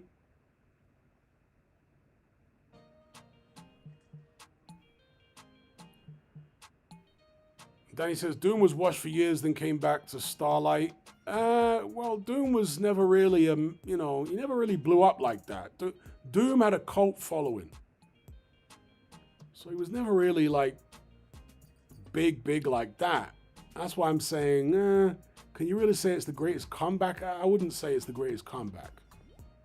LL Cool J, at the time, made a phenomenal comeback with the Mama Said Knock You Out album. Because he really fell off with the previous album. Was it Walk with a Panther or something? He had a song on there called Pink Cookies in a Plastic Bag Being Crushed by Buildings. I mean, what? I don't know where he was at mentally. But LL Cool J made a hell of a comeback with Mama Said Knock You Out album. Was the album called Mama Said Knock? The album that Mama Said Knock You Out was on. That was a hell of a comeback. And that's why he said on that track, don't call it a comeback. I've been here for years.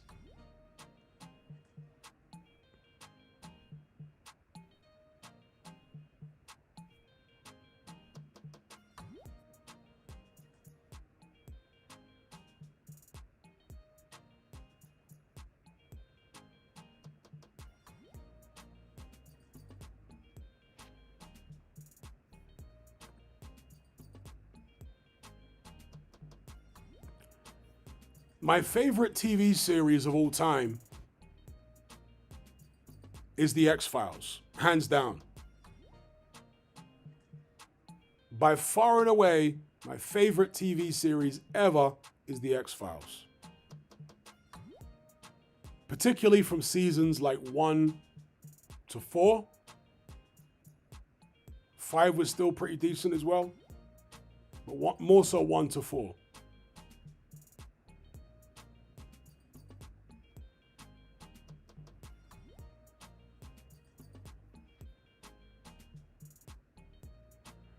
Evil Uncle Phil says, can't believe MF Doom was living in Leeds of all places. Well, MF Doom is British by birth. He was born in Britain. He passed away, when was it, 2020?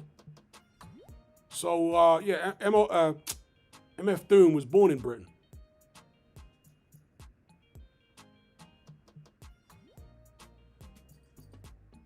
I think he had some type of, why he ended up living in Leeds is, I think he had some type of immigration issue. Like Slick Rick did. Slick Rick's was resolved, I think, eventually, but with MF Doom, I don't think it was resolved. So I think he was deported back to Britain. Damn, Little Jacob says, my favorite X-Files episode is Home. That's the episode I always skip. I can't actually watch that episode. It's so nasty and disgusting. I can't watch Home. Rich Franklin says, MF Doom was British. Yeah, he was British.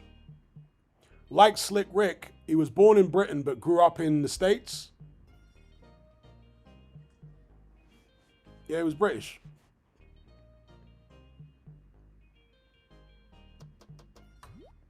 Evil Uncle Phil says, yeah, MF Doom couldn't go back to America. That's right, yeah, he had some kind of immigration problem and got kicked out of the States. He was British. And in fact, talking about Roots Maneuver is basically the British Caribbean version of MF Doom. Or you could say MF Doom would be, even though MF Doom born in Britain, he exemplified an archetype that was very much Black American, specifically New York 1990s. That kind of, again, eccentric,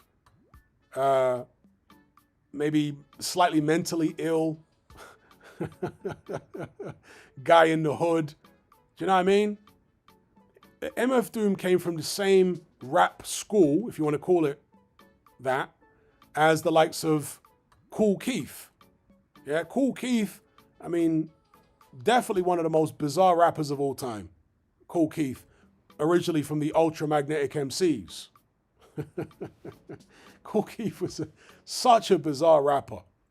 So weird.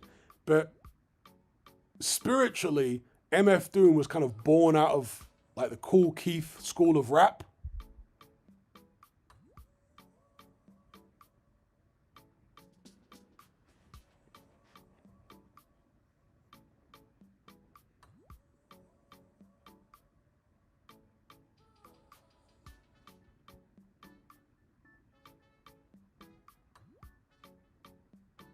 Danny says LL Cool J was in a Halloween movie. He got stalked by Michael Myers. Yeah, he did a lot of acting. He famously knocked out Jamie Foxx on the set of which movie was it? Was it Any Given Sunday? Was it on the set of Any Given Sunday when he knocked out Jamie Foxx? Rich Franklin says, yeah, Kool Keith, extremely different. Kool Keith, as weird as they come, as far as rappers. Very, very strange. Kool Keith would create all these alter egos. I forget how many alter egos Kool Keith had. There were so many. Dr. Octagon was one of the better ones. So Dr. Octagon was Kool Keith's serial killing doctor alter ego. Like Harold Shipman style. So he made a whole album called Dr. Octagon, which was about him being this serial killing doctor.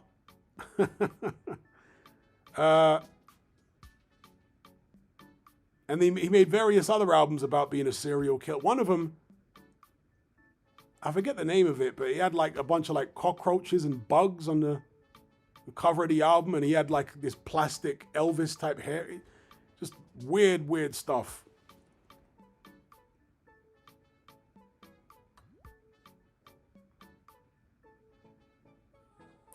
Truth Channel says, surely we agree Melly Mel was ahead of his time. Oh yeah. Oh yeah. Melly Mel way ahead of his time.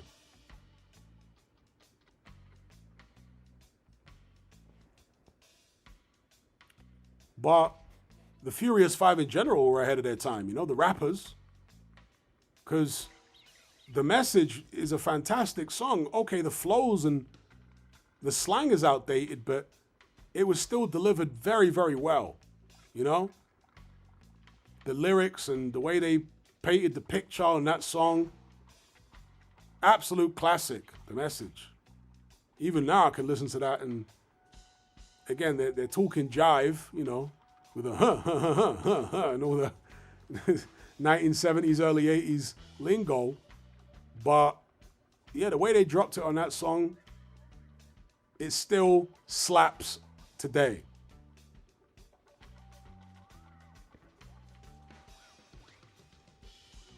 Gorguga says Blue Flowers is a nice Dr. Octagon song. Yeah, I had Blue Flowers. I had 2 versions of Blue Flowers on vinyl. That's how much I like that song. That was produced by Prince Paul, who was the original producer for De La Soul, Prince Paul.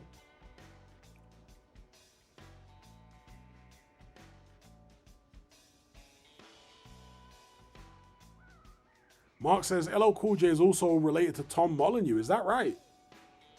Tom Molyneux, for those who don't know, was a black American who ended up being like a bare knuckle champion in the UK.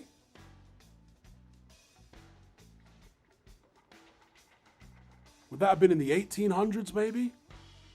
Tom Molyneux?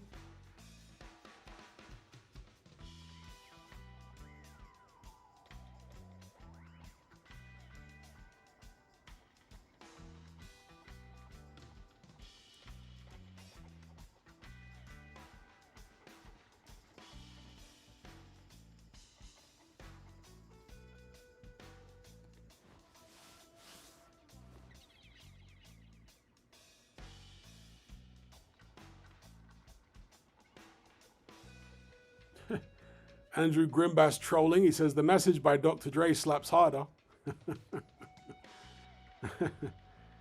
I like the beat, but no, that definitely don't slap harder than the message by Grandmaster Flash and the Furious 5.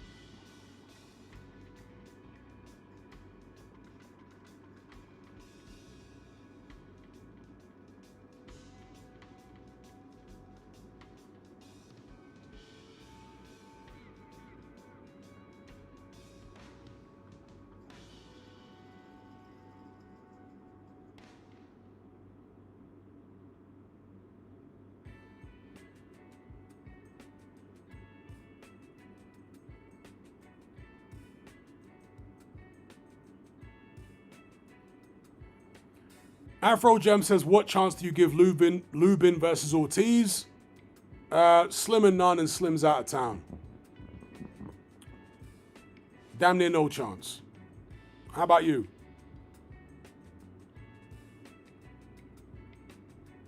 Gorguga says, Royce the 5'9" wrote Dre's lyrics on the message. Is that right? I mean, it's common knowledge that Dre has ghostwriters. He's never denied that. Jay-Z being one of his main ghostwriters on The Chronic 2001.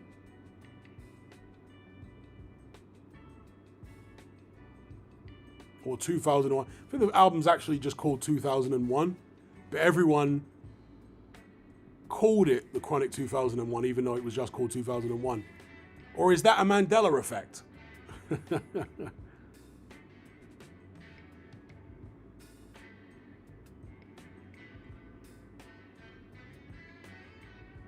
La Cosa Nostra Gaming says, have you seen the Jack Johnson documentary on YouTube, Hatman Crazy Times?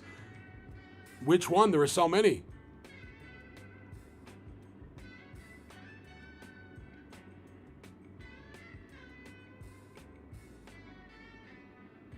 Atavist Intellect says, modern day hip hop is dead. It's full curtain wearing, flower loving new agers that think they're hard because they didn't pay for a bag in Tesco. Okay, that's an interesting take.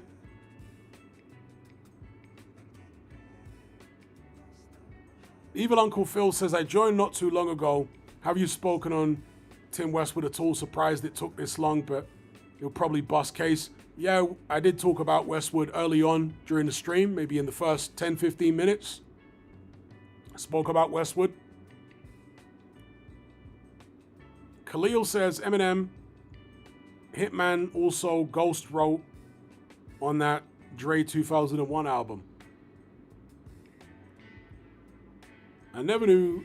Oh, okay, Eminem and Hitman. Okay, yeah, I knew that. I thought for a second you were saying Ghostface Killer wrote on the 2001 album.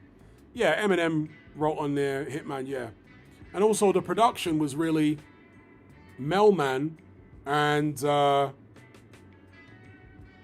who's the other guy now?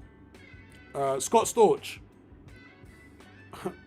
It was really Melman and Scott Storch that made the beats on 2001. Dre maybe programmed some drums and basically told Melman and Scott Storch the way he wanted the tracks to sound. But in terms of actually doing the melodies and all that kind of stuff, it was Melman and Scott Storch. So really, Dre was more of a director, he was more of a director than a producer in a musical sense.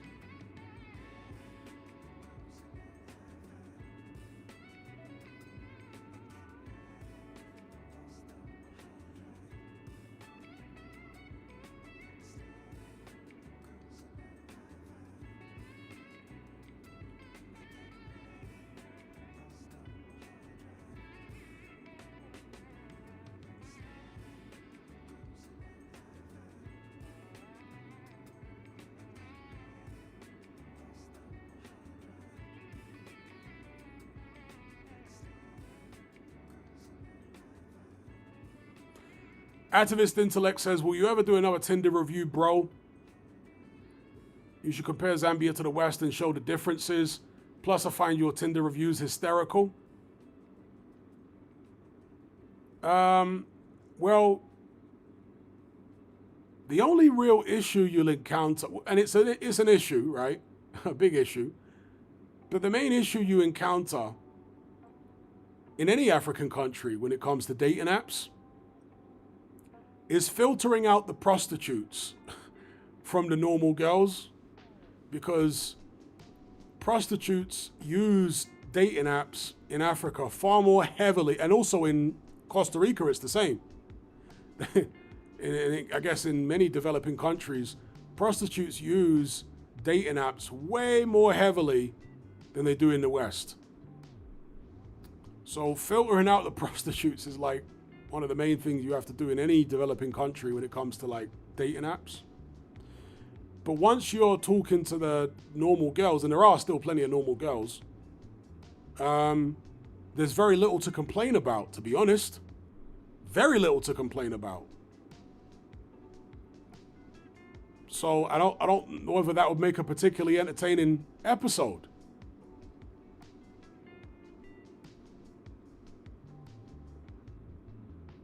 Big up Samil.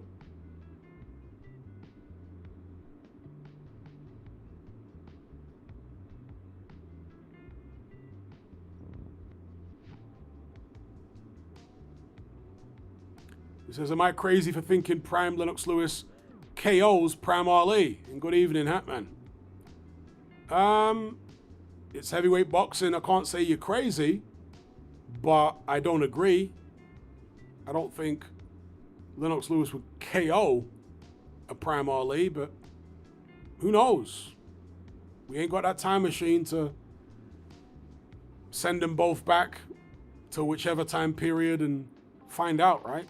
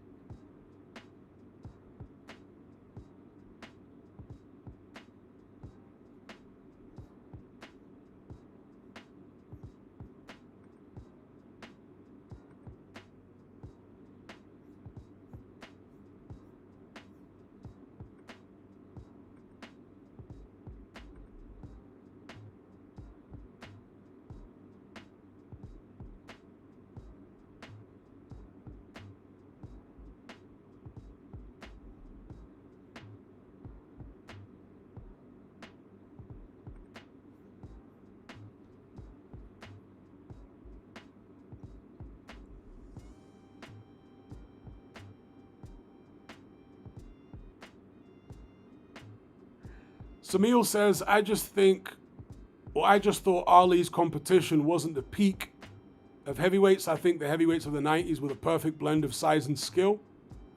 I hear where you're coming from. Because a lot of the heavyweights of the Ali era were very small. I mean, George Foreman was considered huge in the 70s.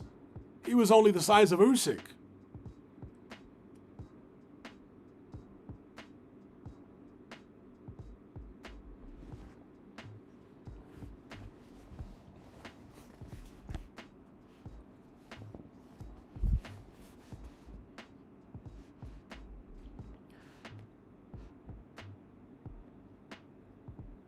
Activist Intellect says, have you noticed that there's a lot of Western women now that think they are smarter than they are because they have a degree, usually psychology? Yeah, of course.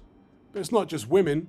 It's people in general that have degrees now that think they're smarter than they are because they've lowered the bar, right? It's much easier for people to get degrees now than it was 30, 40, 50 years ago.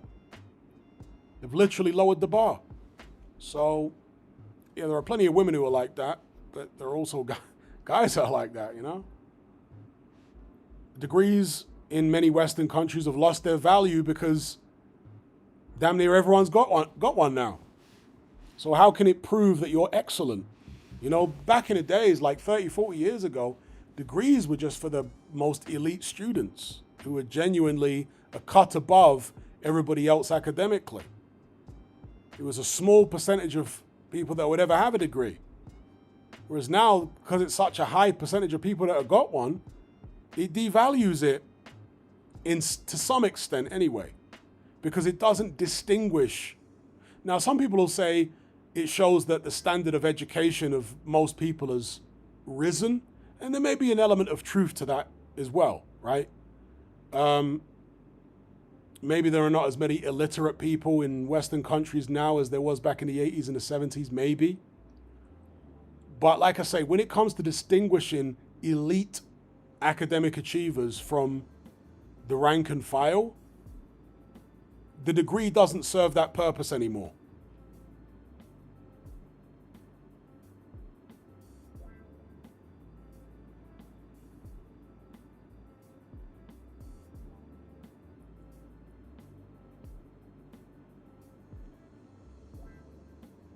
Samil says, riddle me this.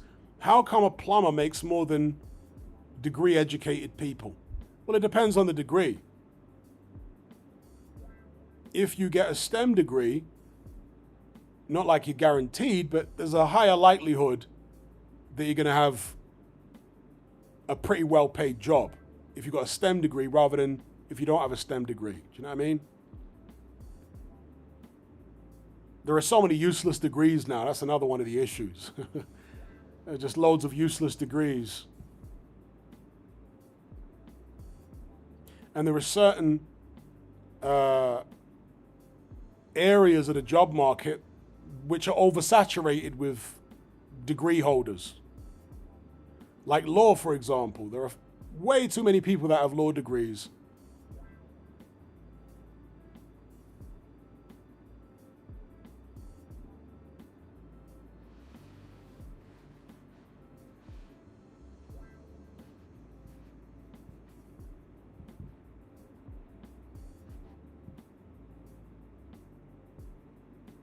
VS and Beat says, Big George in his prime, bigger than Usyk, maybe same height. No, not bigger than Usyk. Not bigger than Usyk. George Foreman in his prime weighed from the high 2-teens, like 218, 217, 218, to the high 220s, which is exactly the same as Usyk. There was one or two fights in the 70s where Foreman weighed over 230, but they were like, you know, anomalies where he was kind of out of shape. Like when he fought them 5 guys in one night, I think he weighed over 230 pounds.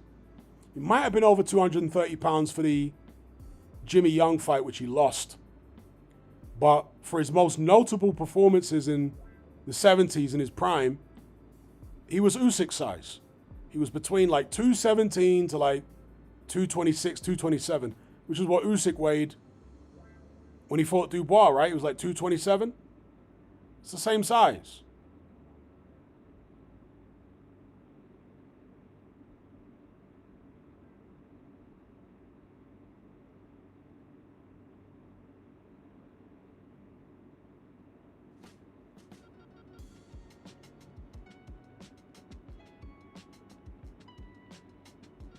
Samil says most STEM degrees you're looking at 45k tops before taxes. I got a mate who says he makes 1k a day plumbing building sites. It depends where you are.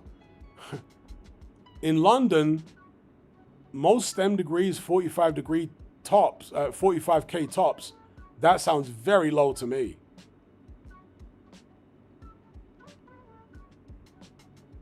I think the median income, like the average income in London is about, what, 45k maybe? It is about 45k, I think, in London.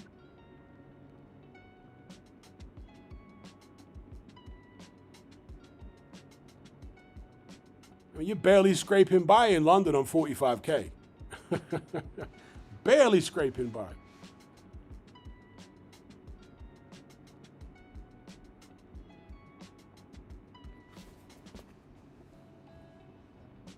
All right, Samir lives up north. Yeah, 45k up north is, a lot more money. 45k in London, you'd be struggling. Unless you've got like a housing association place or council house, you'd be struggling on 45K.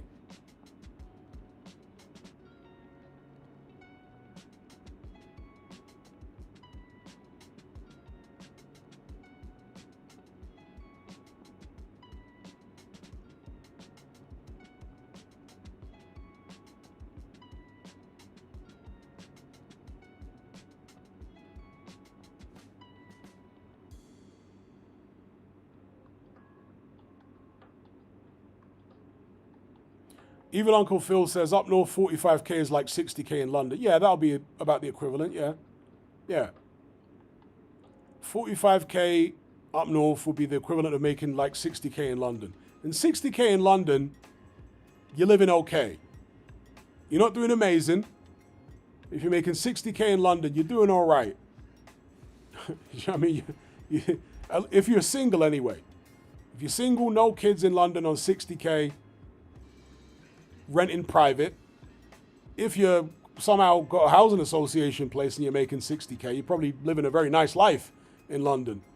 But if you're like private renting in London, 60K for a single person, you're doing all right. You'll have a couple holidays a year, a relatively nice lifestyle. You're doing okay. No, you're not doing amazing, but you're doing okay.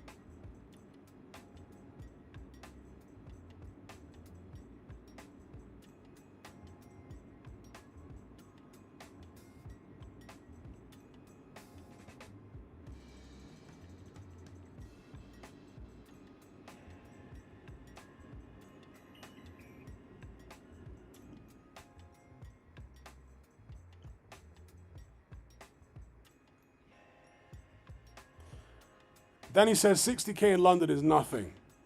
Well, you're saying that as someone, I guess, who's never lived in London. It's not nothing. Most people in London make less than 60K. I think most people in London make less than 45K. So it might be 60% of London makes less than 60K, probably around that figure. So I wouldn't say 60K in London is nothing. I would say 60K in London is a decent salary for a single person. If you ain't got any kids, a bachelor, 60K, you're doing okay. You're not balling, but you're doing okay.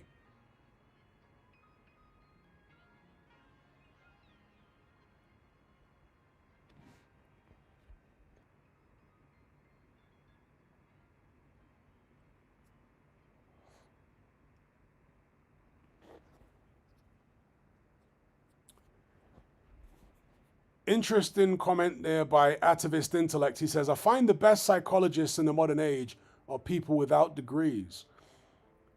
I say that's interesting because, of course, Sigmund Freud never had any kind of professional qualifications in psychology, right? So he was self-taught in terms of what he knew or thought he knew about the human mind. And a lot of the most famous people in the field of psychology came from a philosophical background. They came from the background in philosophy, you know? And the two are very, very related, I think, anyway. So what that meant was, people who are into philosophy are very deep thinkers. Yeah? They're thinking deeply. They're even thinking spiritually, like Carl Jung. You know, these people are talking about deep spiritual, metaphysical concepts. And that is where their understanding of human psychology is rooted. Whereas in the modern age, the way I understand it, the way psychology is taught in academia now, they more focus on statistics because they're trying to make psychology look like an actual science by focusing on statistics, right? Because statistics are like more tangible than doing things like psychoanalysis.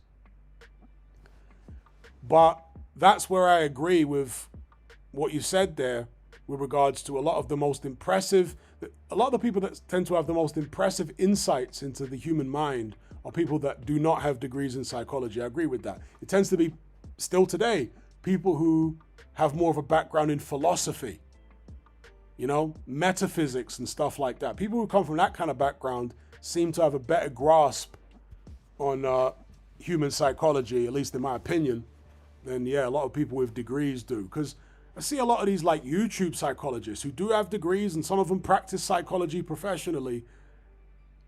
And I'm never impressed by anything that they say. It's like everything that comes out of their mouth, a lot of it just sounds like rubbish. And the stuff that doesn't sound like rubbish sounds like stuff I've already thought about myself without hearing it from somebody else, 20, 30 years ago. Whereas the people who really like get me thinking outside the box and open up new possibilities for me and impress me with their understanding of the human mind are, like you say, people that are not qualified in psychology. So yeah, I agree with you.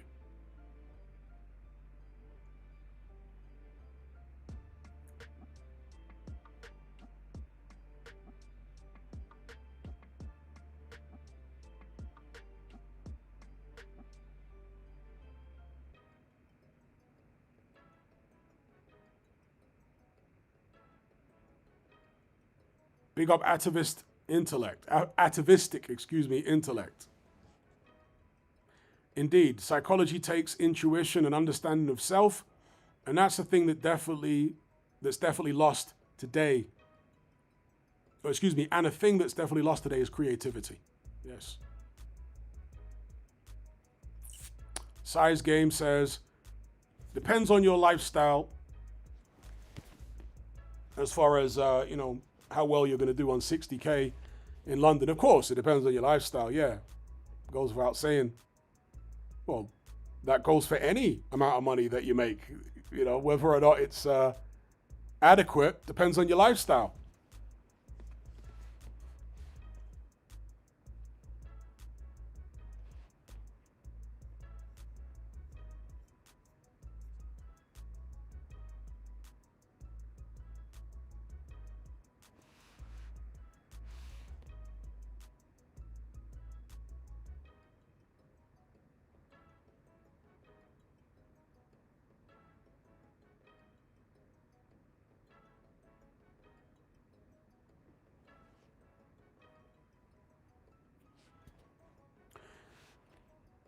Shabab Khan says, no wonder junior doctors are always on strike. Well, the thing about junior doctors is that the hours that they work are so insane that if you calculated what they earn per hour, are they even making minimum wage? I don't know. Because they get paid a salary, right? But they work crazy hours. 60, 70 hours and stuff, or at least they used to, in hospitals and whatnot. I mean, it's mad.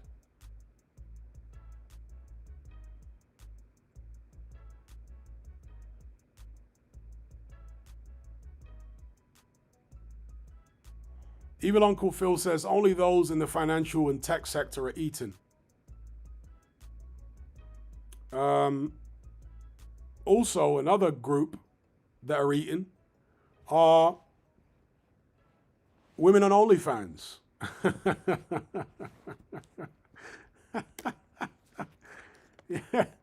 yeah. women on OnlyFans, some of them are raking it in. Absolutely raking it in.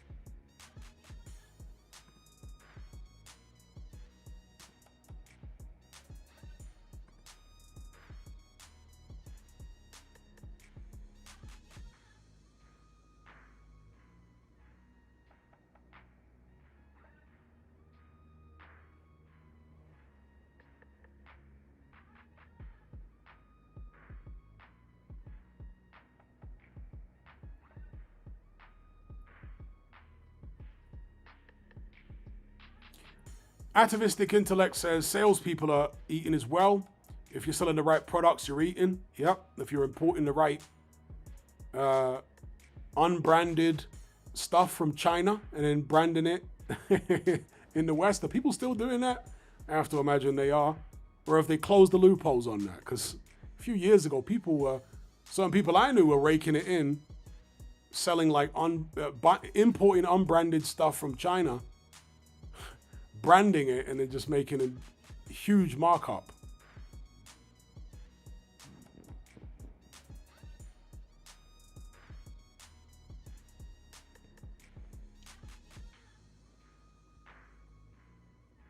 Being a politician's lucrative.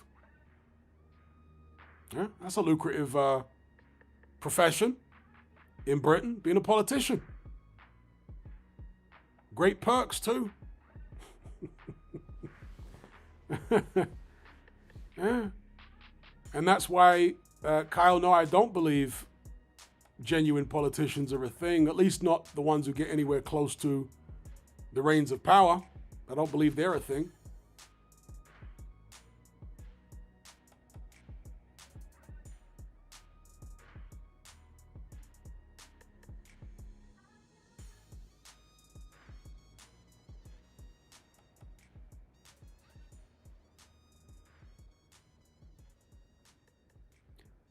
Shabab Khan says it's called drop shipping, Hatman. Very saturated now. In my opinion, still money to be made though.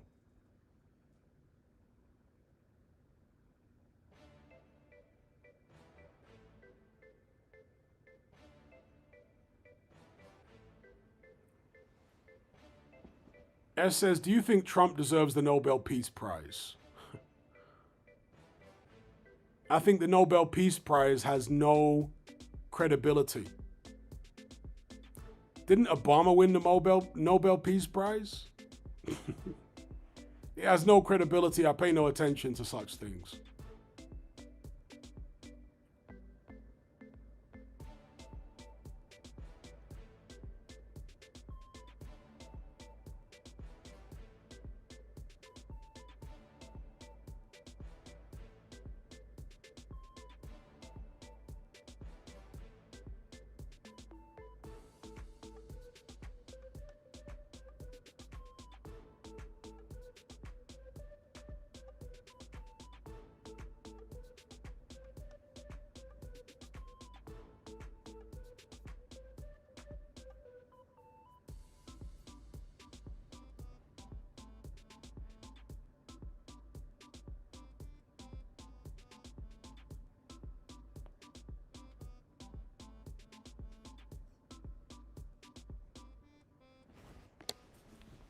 Yeah, Shabab Khan says they're handing them out these days like cereal boxes. Well, there are so many insidious, evil people that have won the Nobel Peace Prize. Why would you want to win it? Why would you want to be associated with previous winners, with some of the previous winners? Do you know what I mean? It's like these days, if you win a Nobel Peace Prize, you're probably doing something seriously wrong.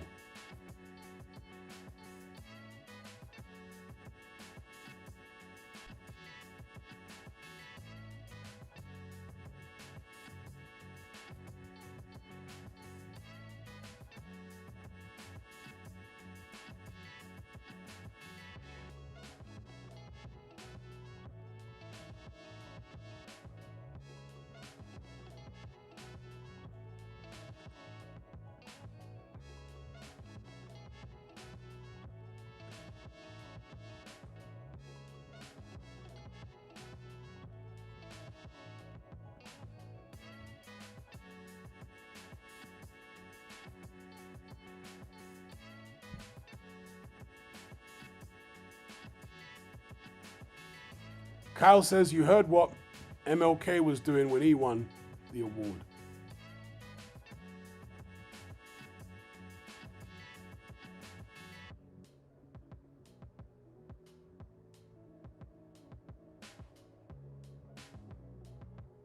S says, apparently Trump stopped 7 wars and wants the award.